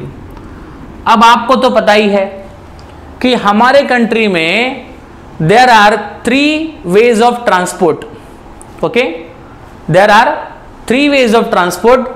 जैसे रोड ट्रांसपोर्ट से आपने माल लाया तो आपने कैरेज इनवर्ड पे किया, रेलवे से आपने माल लाया तो आपने फ्रेट पेड किया। लेकिन जब आपका माल शिप से आता है, जब आपका माल किसी आपने ऐसी जगह से मंगाया और वहां से वो माल जो है वो शिप के जरिए आपके पास आ रहा है, तो शिप के जरिए जब आपके पास माल आता है तो उस माल को शिपिंग से हमारे गोडाउन तक लाने के लिए जो भी चार्जेस या जो भी लोडिंग अनलोडिंग का खर्चा आपको पे करना है उसको हम लोग बोलेंगे डॉक चार्जेस। तो सिंपल सी बात है, माल आपका किसी भी वे से आए, रोडवे से आए, चाहे रेलवे से आए, चाहे फिर वो शिप से आए, इन सभी का ट्रांसपोर्टेशन चार्जेस जो है वो फैक्ट्री को पे करना होगा। उन सभी का ट्रांसपोर्टेशन चार्जेस जो होगा वो आपके प्रोडक्शन कॉस्ट में ऐड होगा, वो आपके प्रोडक्शन से रिलेटेड होगा। इसलिए हर टाइप के चार्जेस जो भी कैरियज इनवर्ड हो, चाहे वो फ्रेट इनवर्ड हो, चाहे डॉक चार्जेस हो, ये सब आपको ट्रेडिंग अकाउंट के डेबिट में ही दिखाना होगा। तो आपको मीनिंग तो इजीली समझ में आ रही है, कॉन्सेप्ट को समझ लो प्रॉपर्ली, जिससे क्या होगा कि कभी कोई कंफ्यूजन आपको नहीं होगा। और कभी भी आप ट्रायल बैलेंस जब आपके सामने क्वेश्चन के फॉर्म में आएगा और जब आप उसको ट्रेडिंग में, प्रॉफिट एंड लॉस में, और जब अलग अलग अकाउंट में आप उसको ट्रांसफर करोगे, तो आपके अगर कॉन्सेप्ट अगर क्लियर होंगे ना तो आप उसको फटाफट पोस्ट कर सकते हो। और आप पोस्ट जितना फास्ट करोगे आपका प्रॉब्लम उतना जल्दी सॉल्व होगा और आपका बोर्ड में पेपर भी कंप्लीट होगा। ओके एवरीवन, ठीक है। तो डॉक चार्जेस मतलब जो चार्जेस हमें पे करना होगा जब हम अपना माल शिप से मंगाते हैं, और शिपिंग का चार्जेस हमें यहां पर पे करना पड़ेगा, that is called as a dock charges. Okay, ठीक है। नेक्स्ट यहां पर जो डेबिट में आइटम है वो है कस्टम ड्यूटी। आपके टेक्स्ट बुक में आप देख सकते हो कि वह उसके अकॉर्डिंगली मैं आपको यहां पर हर एक आइटम्स प्रॉपर तरीके से पढ़ा रहा हूं। तो कस्टम ड्यूटी क्या है? कस्टम ड्यूटी का मतलब होता है कि जैसे आप कोई माल फॉरेन कंट्री से इंपोर्ट करते हो, ओके, फॉरेन कंट्री से जब अपना माल आप कोई इंपोर्ट करते हो या आप अपना माल कोई एक्सपोर्ट करते हो, तो इंपोर्ट और एक्सपोर्ट पे हमें जो गवर्नमेंट को टैक्स देना होता है, ड्यूटी पेड करनी होती है। ड्यूटी वर्ड का मतलब क्या होता है? ड्यूटी मतलब क्या? काम पे जाना नहीं होता है। यहां पर ड्यूटी का मतलब क्या होता है बच्चे लोग? टैक्स। तो जो भी टैक्स आपने पेड किया आपके गुड्स को इंपोर्ट और एक्सपोर्ट करने पे, उस टैक्स को भी हम लोग यहां पर कंसीडर करेंगे, क्योंकि सारे टैक्सेस जो होते हैं जो यहां पर प्रोडक्शन के दौरान पेड किए जा रहे हैं, माल को फैक्ट्री में लाने के लिए पेड किया जा रहा है, उन सभी को हम लोग कहेंगे custom duty. Okay, that is called as a custom duty. का मतलब जो टैक्स हम लोग माल के इंपोर्ट और माल के एक्सपोर्ट पे पेड करते हैं उसे कहते हैं कस्टम ड्यूटी। तो ये भी आपको अगर मिल रहा है ट्रायल बैलेंस में तो उसको आप कहां पर दिखाओगे? ट्रेडिंग अकाउंट के डेबिट साइड में। Okay, yes. अगर कस्टम ड्यूटी के जगह पे इंपोर्ट ड्यूटी आया या एक्सपोर्ट ड्यूटी आया तो इंपोर्ट ड्यूटी, एक्सपोर्ट ड्यूटी, इन सभी का हम लोग यहां पर कंबाइनली क्या बोलेंगे? Custom duty. ओके, ठीक है। नेक्स्ट आपका जो ट्रेडिंग अकाउंट के डेबिट साइड का आइटम है वो है वेजेस। नाउ वेजेस क्या होता है आपको पता होगा? वेजेस मतलब क्या होता है कि फैक्ट्री में जो लेबर काम करते हैं या फैक्ट्री में जो लेबर यहां पर डेली बेसिस पे काम करते हैं, आर्ली बेसिस पे काम करते हैं, वीकली बेसिस पे काम करते हैं, उन लोगों को हमें रेगुलर पेमेंट करना होता है और जिसको हम लोग कहते हैं क्या? वेजेस। ओके, तो ये जब वेजेस वर्ड आता है ना बच्चे लोग, तो सीधे उसका संबंध किससे होता है? प्रोडक्शन से होता है। क्योंकि प्रोडक्शंस करने के लिए जो भी लेबर आपने यहां पर काम पे लगाया है, आपके फैक्ट्री में लगाया है, उनको जो भी आप पेमेंट करोगे उसको हम लोग कहेंगे वेजेस। तो वेजेस यहां पर जो होता है वो यहां पर आप देख सकते हैं, यहां पर लिखा है कि दैट वेजेस जो है वो प्रोडक्टिव वेजेस है। तो वेजेस कौन सा बच्चे लोग? Productive wages, productive. ठीक है, उसके नीचे आप देख सकते हो एक और नाम लिखा हुआ है वेजेस प्रोडक्टिव कह सकते हो, या फिर आप कह सकते हो मैन्युफैक्चरिंग वेजेस। मतलब जिस वेजेस का संबंध प्रोडक्शन से है, जिस वेजेस का संबंध मैन्युफैक्चरिंग से है, या जो वेजेस फैक्ट्री में पेड किया जा रहा है लेबर्स को प्रोडक्शंस के प्रोसेस को कंप्लीट करने के लिए। ओके, तो वेजेस वर्ड अगर आपको दिख रहा है तो आप मानकर चलिए कि वेजेस अगर आया है तो ऑफ कोर्स वो फैक्ट्री के लेबर का पेमेंट है, और फैक्ट्री से रिलेटेड एक्सपेंसेस, प्रोडक्शन से रिलेटेड एक्सपेंसेस को हम लोग क्या बोलते हैं? Direct expenses. मतलब ये एक्सपेंसेस भी डायरेक्ट एक्सपेंसेस है और ये ट्रेडिंग अकाउंट के डेबिट साइड में शो किया जाता है। Is that clear? ओके, इसके अलावा नेक्स्ट आपका जो है वो है इंपोर्ट ड्यूटी। जैसे कि मैंने आपको बताया कि इंपोर्ट ड्यूटी मतलब माल को आयात करना है, माल आप इंपोर्ट कर रहे हो, मतलब माल आप दूसरे कंट्री से अपने कंट्री में अपनी कंपनी में मंगा रहे हो, तो माल को इंपोर्ट करने का जो भी टैक्स होगा वो टैक्स आपको यहां पर पे करना होगा, जिसको हम कहेंगे import duty. Okay, so whatever import duty you are paying for the purpose of, इसकी अमाउंट हमने लिखी नहीं थी, ठीक है। तो जो भी आप यहां पर इंपोर्ट ड्यूटी वगैरह पे करोगे अपने माल को फैक्ट्री तक लाने के लिए, वो सारा खर्चा फैक्ट्री से रिलेटेड है, प्रोडक्शन से रिलेटेड है, तो उसको आपको यहां पर शो करना होगा यहां पर। Is that clear? Okay student, तो आप लोग यहां तक पहले लिख लीजिए प्रॉपर्ली आपके नोटबुक में, ठीक है, कि जिससे, क्योंकि इसकी नीचे भी जगह नहीं है और लिखूंगा तो शायद आपको दिखेगा नहीं, तो इससे बेटर है कि आप यहां तक इसको लिख लीजिए, इसके बाद में आपको आगे का जो भी है वो यहां से कंटिन्यू करता हूं, ठीक है। ओके, तो हमारा कहां तक डिस्कशन हो गया? इंपोर्ट ड्यूटी तक। मतलब आप मानकर चलिए कि सारे खर्चे जो है वो कहीं ना कहीं फैक्ट्री से, प्रोडक्शन से रिलेटेड है, डायरेक्ट एक्सपेंसेस है, इसलिए उन सबको हमने ट्रेडिंग अकाउंट के डेबिट साइड में रिकॉर्ड किया है। ओके, ठीक है, तो आप वीडियो को पॉज करके पूरा प्रॉपर तरीके से लिख लीजिए, फिर मैं आगे बढ़ता हूं। ओके,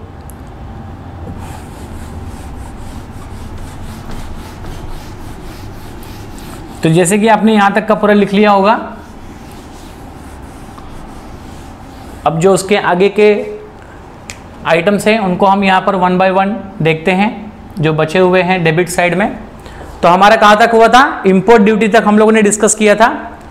नेक्स्ट आपका जो यहां पर डायरेक्ट एक्सपेंसेस आएगा वो होगा टू कोल, कोक, पेप्सी वाला कोक नहीं है क्या, गैस,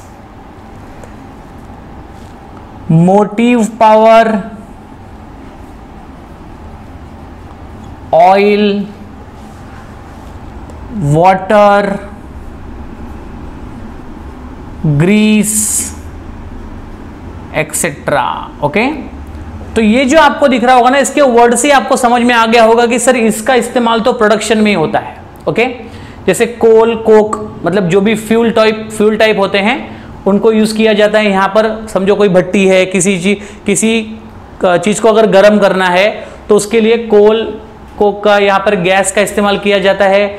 कटर मशीन के लिए मोटी पावर का मतलब होता है जो भी आपकी मशीनें चलती है उस मशीनों का जो भी इलेक्ट्रिसिटी बिल वगैरह आता है वो सब आपका मोटी पावर के अंतर्गत आएगा। फिर जो भी ऑयल, वाटर, ग्रीस, ये सब आइटम्स शॉर्टली, इसका मतलब आप समझ लीजिए कि इसका इस्तेमाल कहीं ना कहीं प्रोडक्शन पर्पस के लिए किया जा रहा है, क्योंकि ये सारी चीजें क्या कहीं ऑफिस में लगने वाली चीजें नहीं हैं, ये सारी फैक्ट्री में यूज होने वाली चीजें हैं। तो ये सारे स्मॉल टाइप्स के जो भी आइटम्स यहाँ पर प्रोडक्शन पर्पस के लिए लगेंगे उनको आप यहाँ पर डायरेक्ट एक्सपेंसेस के अंदर कंसीडर कर सकते हो। ओके, तो ये सबकी कलेक्टिव अमाउंट को हम लोग यहाँ पर लिख लेंगे। यस, तो नेक्स्ट आइटम आपका है royalty on purchase oblique production. Okay, तो आपने कोई भी रॉ मटेरियल या गुड्स जो भी आपने परचेज किया, करेक्ट है, आपके ट्रेडिंग के लिए, अगर समझो उस गुड्स के परचेज या फिर उस गुड्स के प्रोडक्शन में कहीं अगर किसी ऑर्गेनाइजेशन की रॉयल्टी अगर जुड़ी हुई है, रॉयल्टी क्या होता है आपको पता होना चाहिए। फॉर एग्जाम्पल, अगर समझो कोई सॉन्ग होता है, अगर उस सॉन्ग को किसी सिंगर ने अगर समझो गाया है, तो वो सॉन्ग जिस जिस सीडी में रिकॉर्ड होगा या वो सॉन्ग जहां जहां पर भी उसको यूज किया जाएगा वहां वहां पर उस सिंगर को उस सॉन्ग की रॉयल्टी पे करनी होगी। फॉर एग्जाम्पल, अगर समझो कोई लेखक है, कोई राइटर है बुक का, करेक्ट है, और उसके बुक के अंदर लिखी हुई जो कहानियां हैं, जो स्टोरी है, या उसके बुक के अंदर लिखा हुआ कोई भी कंटेंट्स, अगर कोई भी स्क्रिप्ट अगर कहीं पर यूज किया जा रहा है, तो वो उसके दूसरे के राइटर के बुक की स्टोरी को, स्क्रिप्ट को अपने किसी काम के लिए यूज तभी कर सकता है जब उसने उस राइटर को उस कंटेंट को यूज करने की क्या पेड की होगी, रॉयल्टी पे की होगी। तो अगर आपका बिजनेस कुछ ऐसे नेचर का है कि जहां पर आपको कुछ ऐसा प्रोडक्ट या ऐसा गुड्स यूज करना पड़ रहा है जिसकी आपको उसे रॉयल्टी पे करनी होगी, तो अगेन वो सारा खर्चा भी परचेस से रिलेटेड है, प्रोडक्शन से रिलेटेड है, मतलब वो एक्सपेंसेस कौन सा है, डायरेक्ट एक्सपेंसेस है, तो उसको भी आपको रिकॉर्ड कहां पे करना होगा, ट्रेडिंग अकाउंट के डेबिट साइड में। Okay, so royalty on purchase या royalty on production, this is also coming under the category of what, direct expenses, क्योंकि ये प्रोडक्शन या परचेज से कहीं ना कहीं रिलेटेड है, तो वो हम लोग इसको ट्रेडिंग अकाउंट के डेबिट साइड में रिकॉर्ड करेंगे। ओके, ठीक है। नेक्स्ट आपका उसकी जो भी अमाउंट होगी आप यहां पे लिख सकते हैं। नेक्स्ट आपका आइटम है प्राइमरी पैकिंग चार्जेस। ये प्राइमरी पैकिंग चार्जेस क्या होता है समझिए इसको। अभी फैक्ट्री में किसी माल का जब प्रोडक्शन हो जाता है, फैक्ट्री में जब किसी माल को मैन्युफैक्चरिंग की जाती है, तो फैक्ट्री में ही मैन्युफैक्चरिंग करने के बाद क्या तुरंत उसको उसके फाइनल पैकेट में नहीं डाला जाता, पहले उसको एक बॉक्स में रखा जा सकता है, या उसको पहले समझो एग्जांपल किसी बड़ी सी थैली में जमा किया जा सकता है। तो ये जो बड़ी सी थैली है, ये जो बड़ा सा बॉक्स है, इसके अंदर उसको प्रोड्यूस करके सुरक्षित रखा जाएगा। तो यहां पर प्रोडक्शन होते ही जब उस मटेरियल को आप किसी बॉक्स में या किसी कंटेनर में जब आप रखते हो, तो उस बॉक्स का खर्चा, उस कंटेनर का खर्चा, जिसको हम लोग कहते हैं कि उस गुड्स की क्या हो गई है, प्राइमरी पैकिंग हो गई है। और जब वो गुड्स होलसेलर के पास जाता है, वेयरहाउस में जाता है, तो वहां पर उस गुड्स को रीपैक किया जाता है, उसको फाइनल पैकिंग में डाला जाता है, तो वो गुड्स उस तरह से मार्केट में बिकता है। लेकिन जब फैक्ट्री के द्वारा जब वो गुड्स बनाया जा रहा है और फैक्ट्री जब उस गुड्स को बना करके एक बॉक्स में डाल रही है, तो उसके लिए ये भी कट कर देना भाई।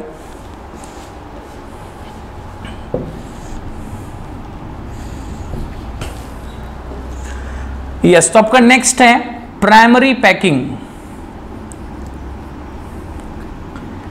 प्राइमरी पैकिंग का मतलब क्या होता है, एकदम सिंपली आप इसको समझिए कि फैक्ट्री में किसी माल का प्रोडक्शन हुआ, किसी गुड्स का प्रोडक्शन हुआ, और प्रोडक्शन होने के बाद उसको किसी बॉक्स में, किसी कंटेनर में, या उसको किसी बड़े से थैले में अगर जमा कर दिया गया और उसको रख दिया गया है, तो उसको हम लोग बोलेंगे प्राइमरी पैकिंग।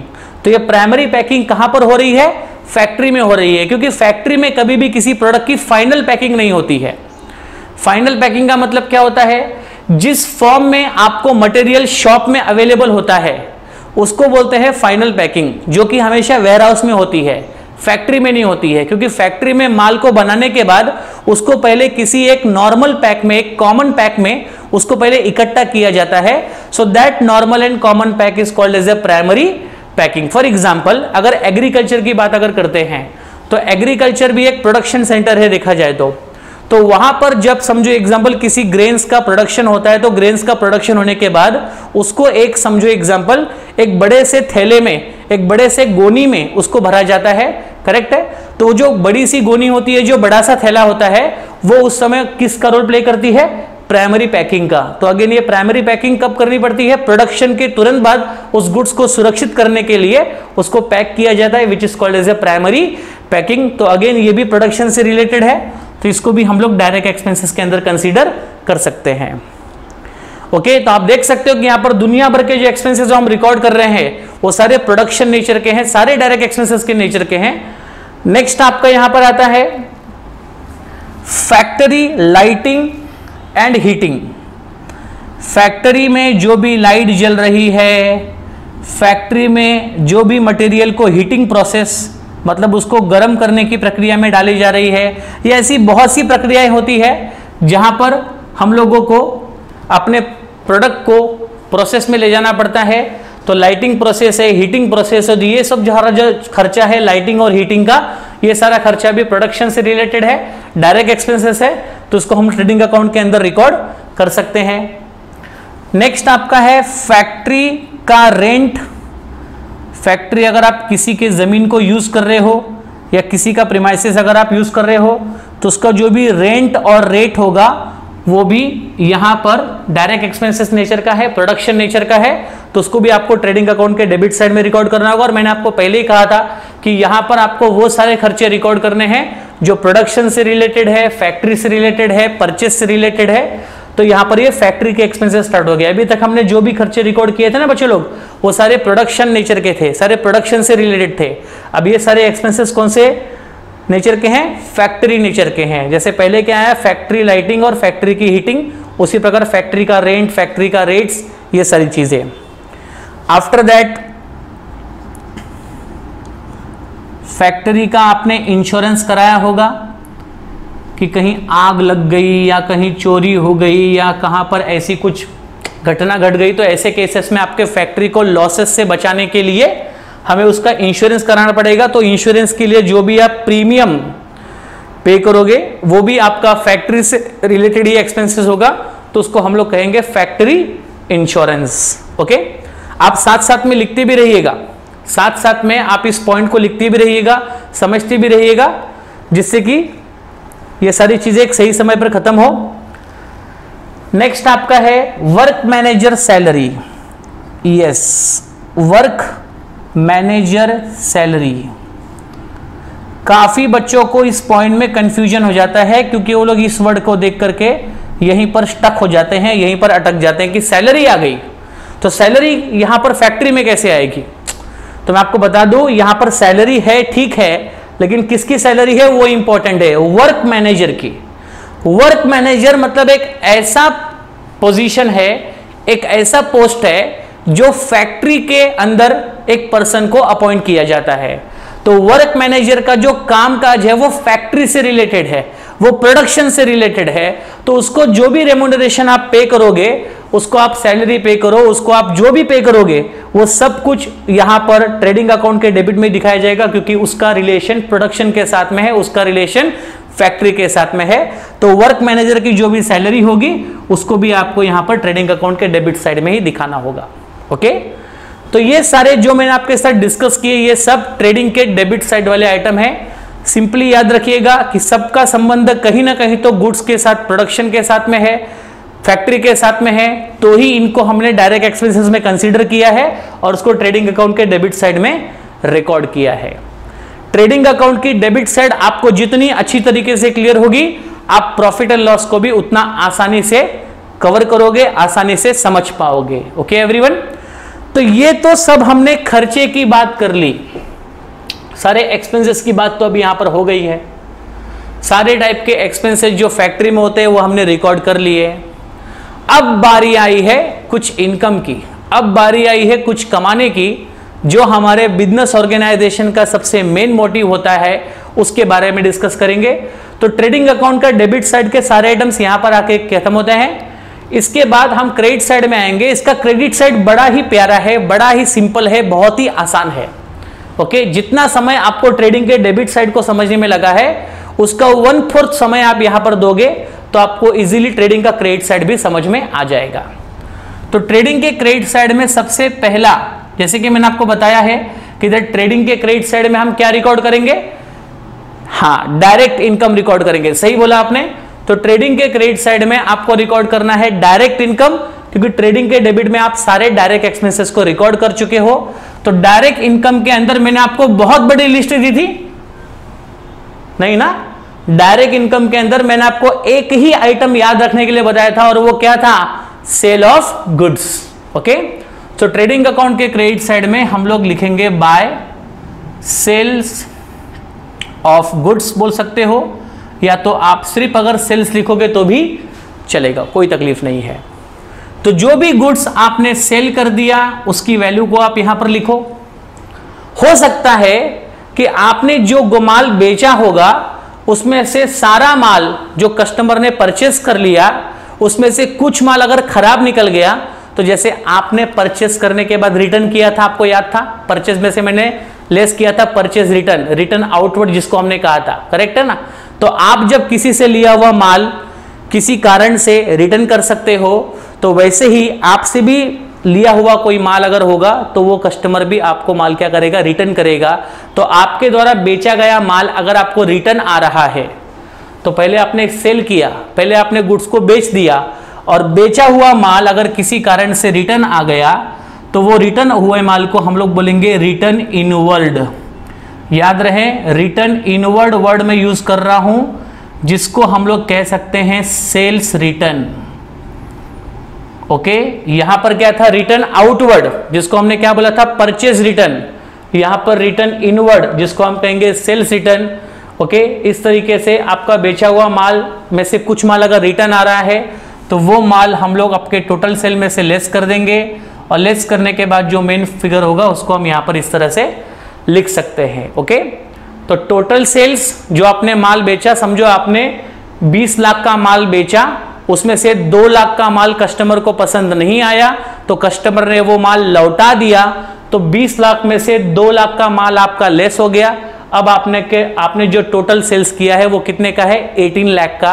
तो 20 लाख में से 2 लाख का सेल्स रिटर्न लेस हुआ, तो एग्जैक्ट सेल कितने का हुआ, 18 लाख रुपीस का। ओके, जो कि आपका क्या होगा, नेट सेल, मतलब आपका एक्चुअल सेल्स। ओके, अब इसके बाद तो यहां पर आपको एक ही बात बताऊंगा, उसी पे आपको सारे आइटम्स यहां पर समझ में आ जाएंगे। वो क्या, जैसे कि यहां पर आपने सेल ऑफ गुड्स लिख लिया, आपने डायरेक्ट इनकम यहां पर लिख ली। अब डायरेक्ट इनकम में एक ही आइटम आएगा, बाकी यहां पर कोई इनकम यहां पर आने वाली नहीं है। अब क्या होगा, जरा ध्यान से सुनना, बहुत ही आसान है। आपने ट्रेडिंग के डेबिट साइड में क्या किया, पहले पिछले साल का थोड़ा स्टॉक पहले यूज किया, जिसको हमने आपको क्या समझाया था, ओपनिंग स्टॉक। फिर आपने और परचेस किया, फिर आपने प्रोडक्शन करने के लिए दुनिया भर के खर्चे पेड किए, दुनिया भर के खर्चे पेड किए, आपने फिर से एक्सपेंसेस सारे पेड किए, और सब पेड करने के बाद फाइनली आपका गुड्स क्या हो गया, फिनिश्ड हो गया, आपका गुड्स यहां पर बनकर तैयार हो गया। ठीक है, अभी जब आपका गुड्स बनकर तैयार हो जाएगा तो आप उसको क्या करोगे, सेल करोगे। अब मेरा प्रश्न आपसे यह है, क्या आपके द्वारा प्रोड्यूस किया हुआ, क्या आपके द्वारा बनाया गया सारा गुड्स बिक जाएगा? क्या आप सारा गुड्स सेल कर दोगे? क्या आपका सारा गुड्स सेल हो जाएगा? तो ये इसका आंसर यस भी है या फिर नो भी है। अगर आपका सारा गुड्स बिक जाता है तो बहुत अच्छी बात है, फिर तो आपने अपने बिजनेस के ऑब्जेक्टिव को यूं अचीव कर लिया। लेकिन सारा गुड्स बिक जाना ये ज्यादातर केसेस में पॉसिबल नहीं है। ओके, तो आपका जो भी गुड्स यहां पर बिक जाएगा, बिकने के बाद जो माल आपका रह जाएगा उस माल को यहां पर हम रिकॉर्ड करेंगे।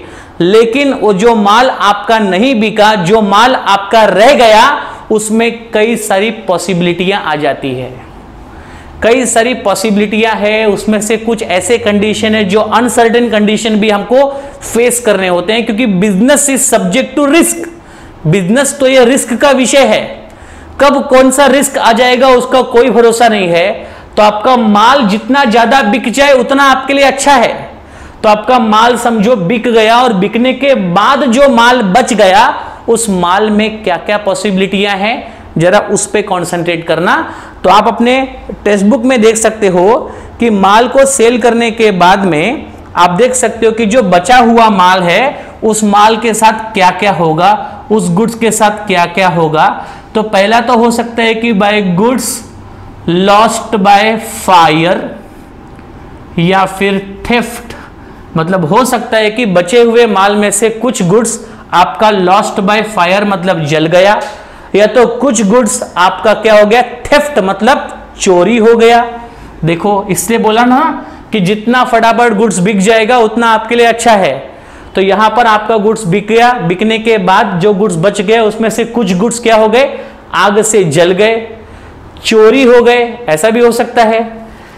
या फिर आपने कुछ गुड्स में जो है आपके बिजनेस के प्रमोशन के लिए आपने कुछ गुड्स जो है वो सैंपल के तौर पे डिस्ट्रीब्यूट कर दिए, फ्री सैंपल के तौर पे आपने अपने स्टॉक में से कुछ गुड्स जो है वो बांट दिए, दान नहीं किए। इस बात का ध्यान में रखना, बिजनेसमैन अगर दान कर देगा तो प्रॉफिट कैसे मिलेगा। तो याद रहिए कि यहां पर गुड्स को बिकने के बाद कुछ माल क्या हो गया, अनसर्टिनिटी है, पॉसिबिलिटी हो भी सकती है या नहीं भी हो सकती है। गुड्स आपका जल भी सकता है, चोरी भी हो सकता है, या फिर कोई व्यापारी अपने गुड्स की मार्केट में एडवर्टाइजमेंट करने के लिए या अपने प्रोडक्ट का लोगों को टेस्ट देने के लिए गुड्स का कुछ स्टॉक फ्री में डिस्ट्रीब्यूट भी कर सकता है। क्या आपको कभी कोई गुड्स फ्री में मिला है? नहीं मिला, बाद में कभी तो आपको मिलेगा, डोंट वरी। क्योंकि जो भी अपने नए प्रोडक्ट को बनाता है, जो भी अपना नया प्रोडक्ट बनाता है, उस प्रोडक्ट के पहले कुछ सैंपल आपको फ्री ऑफ कॉस्ट में देगा, कि एक बार आपको फ्री ऑफ कॉस्ट में देने पे अगर वो प्रोडक्ट आपको पसंद आ गया, इसके बाद वो प्रोडक्ट आपको पैसे देके खरीदने पड़ेंगे, हमेशा आपको फ्री ऑफ कॉस्ट में मिलने वाला नहीं है। ओके, तो कुछ गुड्स आपने डिस्ट्रीब्यूट कर दिया एज अ फ्री सैंपल, और ये गुड्स आपने फ्री सैंपल में डिस्ट्रीब्यूट क्यों किया था? For the purpose of advertisement. इसके बाद हो सकता है कि कुछ गुड्स आपने यहां वहां शिफ्टिंग के दौरान goods lost at a accident, हो सकता है कि आपने गुड्स को किसी सेफ जगह पर पहुंचाने का सोचा था, लेकिन रास्ते में ही उसका क्या हो गया, एक्सीडेंट हो गया, तो उसकी वजह से भी आपका गुड्स क्या हो जाएगा, लॉस हो जाएगा, आपका गुड्स यहां पर नष्ट हो सकता है। इसके अलावा यह भी हो सकता है कि जो पार्टनर्स यहां पर बिजनेस कर रहे हैं उन्होंने बचे हुए गुड्स में से थोड़ा बहुत गुड्स अपने पर्सनल यूज के लिए ले लिया। तो यहां पर हम लिखेंगे that bye goods withdrawn bye partner, आपके सामने टेक्स्ट बुक है, आप वहां से देख सकते हो, फॉर पर्सनल यूज। तो यहां पर गुड्स को पर्सनल यूज के लिए पार्टनर भी ले सकता है, कोई गारंटी नहीं है, आपको जो भी होगा वो सब इंफॉर्मेशन आपको क्वेश्चन में दिया होगा, don't worry about it. Okay, so ये सब होने के बाद जो लास्ट में आपका बच जाएगा उसको हम लोग कहेंगे closing stock. Okay, closing stock मतलब वो स्टॉक ऑफ गुड्स, जो स्टॉक ऑफ गुड्स इस साल बिका नहीं, यूज नहीं हुआ, तो वो आपका बचा हुआ स्टॉक है, उसको बोलेंगे क्लोजिंग स्टॉक। ओके, तो कहानी आपको समझ में आ गई होगी पूरी, कि पहले आपने डेबिट साइड में सब गुड्स का पहले प्रोडक्शन किया, सारे गुड्स को आपने पहले मैन्युफैक्चरिंग किया, उसको आपने फिनिश गुड्स तक कन्वर्ट कर दिया। अब एक बार आपका गुड्स फिनिश गुड्स में कन्वर्ट हो गया तो आप उसको क्या करोगे, सेल करोगे। सेल आपने जो भी गुड्स किया होगा, हो सकता है कि उसमें से कुछ गुड्स खराब हो या फिर कस्टमर को पसंद नहीं आए हो, तो उसमें से कुछ गुड्स कस्टमर ने क्या कर दिया, लौटा दिया। लौटाने के बाद आपको मिलेगा आपका एक्चुअल सेल, कि जो एक्चुअली में आपने कस्टमर को सेल किया। इसके बाद में हो सकता है कि जो गुड्स बिकने के बाद जो गुड्स आपके पास बच गए, उस गुड्स में से कुछ गुड्स चोरी हो सकते हैं, जल सकते हैं, या तो कुछ गुड्स आपने as a distributed as free sample के तौर पे आपने बांट दिया, या फिर कुछ गुड्स आपके एक्सीडेंट में लॉस्ट हो गए किसी कारणवश, ठीक है, या फिर किसी पार्टनर ने गुड्स को अपने पर्सनल काम के लिए यूज कर लिया। और इसके बाद सब होने के बाद जो लास्ट में आपका बचेगा वो होगा आपका क्लोजिंग स्टॉक, जो आपके पास ऐसे गुड्स है जो अनयूज्ड है, जिसका इस साल कोई इस्तेमाल नहीं हुआ। गेटिंग इट और नॉट? ओके, तो इस तरीके से यहां पर मैंने आपको पूरा ट्रेडिंग अकाउंट का डेबिट साइड, ट्रेडिंग अकाउंट के क्रेडिट साइड में क्या क्या आता है, पूरा डिटेल में आपको मैंने समझा दिया। थोड़ा टाइम लगा बच्चे लोग, लेकिन ये समझना आपके लिए बेहद जरूरी है। और इस चीज को आपको सिर्फ एक ही बार समझना है। इसके बाद आपको प्रॉब्लम सॉल्व करने में आप खुद फील करोगे कि प्रॉब्लम सॉल्विंग पोस्टिंग आपके लिए कितना क्विक हो गया, कितना आसान हो गया है। ठीक है, okay. After that trading account के डेबिट साइड को, क्रेडिट साइड को आप यहां पर बैलेंसिंग करोगे। आपका अगर समझो ऐसा हुआ कि ट्रेडिंग अकाउंट का डेबिट साइड ज्यादा है और क्रेडिट साइड कम है, डेबिट साइड मतलब खर्चा ज्यादा है और क्रेडिट साइड मतलब इनकम कम है, तो ऐसे केसेस में आपको होगा ग्रॉस लॉस। मैंने आपको पहले बताया था कि ट्रेडिंग अकाउंट को क्लोज करने के बाद या तो आपको ग्रॉस प्रॉफिट मिलेगा या तो आपको ग्रॉस लॉस मिलेगा। प्रॉफिट कब मिला था, मैंने बताया था कि जब डेबिट साइड कम और क्रेडिट साइड ज्यादा होगा, मतलब खर्चा कम और इनकम ज्यादा, तो आपको ग्रॉस प्रॉफिट मिलेगा, और जब खर्चा ज्यादा और इनकम कम तो आपको ग्रॉस लॉस मिलेगा। ये सारा डिस्कशन हमने ट्रेडिंग अकाउंट के बारे में किया। ओके, तो मैं चाहूंगा कि आप लोग इसको प्रॉपर तरीके से रिवाइज कीजिए, जिससे कि ट्रेडिंग अकाउंट आपको इजीली पूरी तरह समझ में आना चाहिए। ओके एवरीवन, तो मिलते हैं हम लोग नेक्स्ट वीडियो में। नेक्स्ट वीडियो में मैं आपको इसके आगे का पार्ट एक्सप्लेन करूंगा, which is about profit and loss account. Okay, और भी उसके आगे की चीजें हम डिस्कस करेंगे। तब तक बाय एवरीवन, टेक केयर, जय हिंद।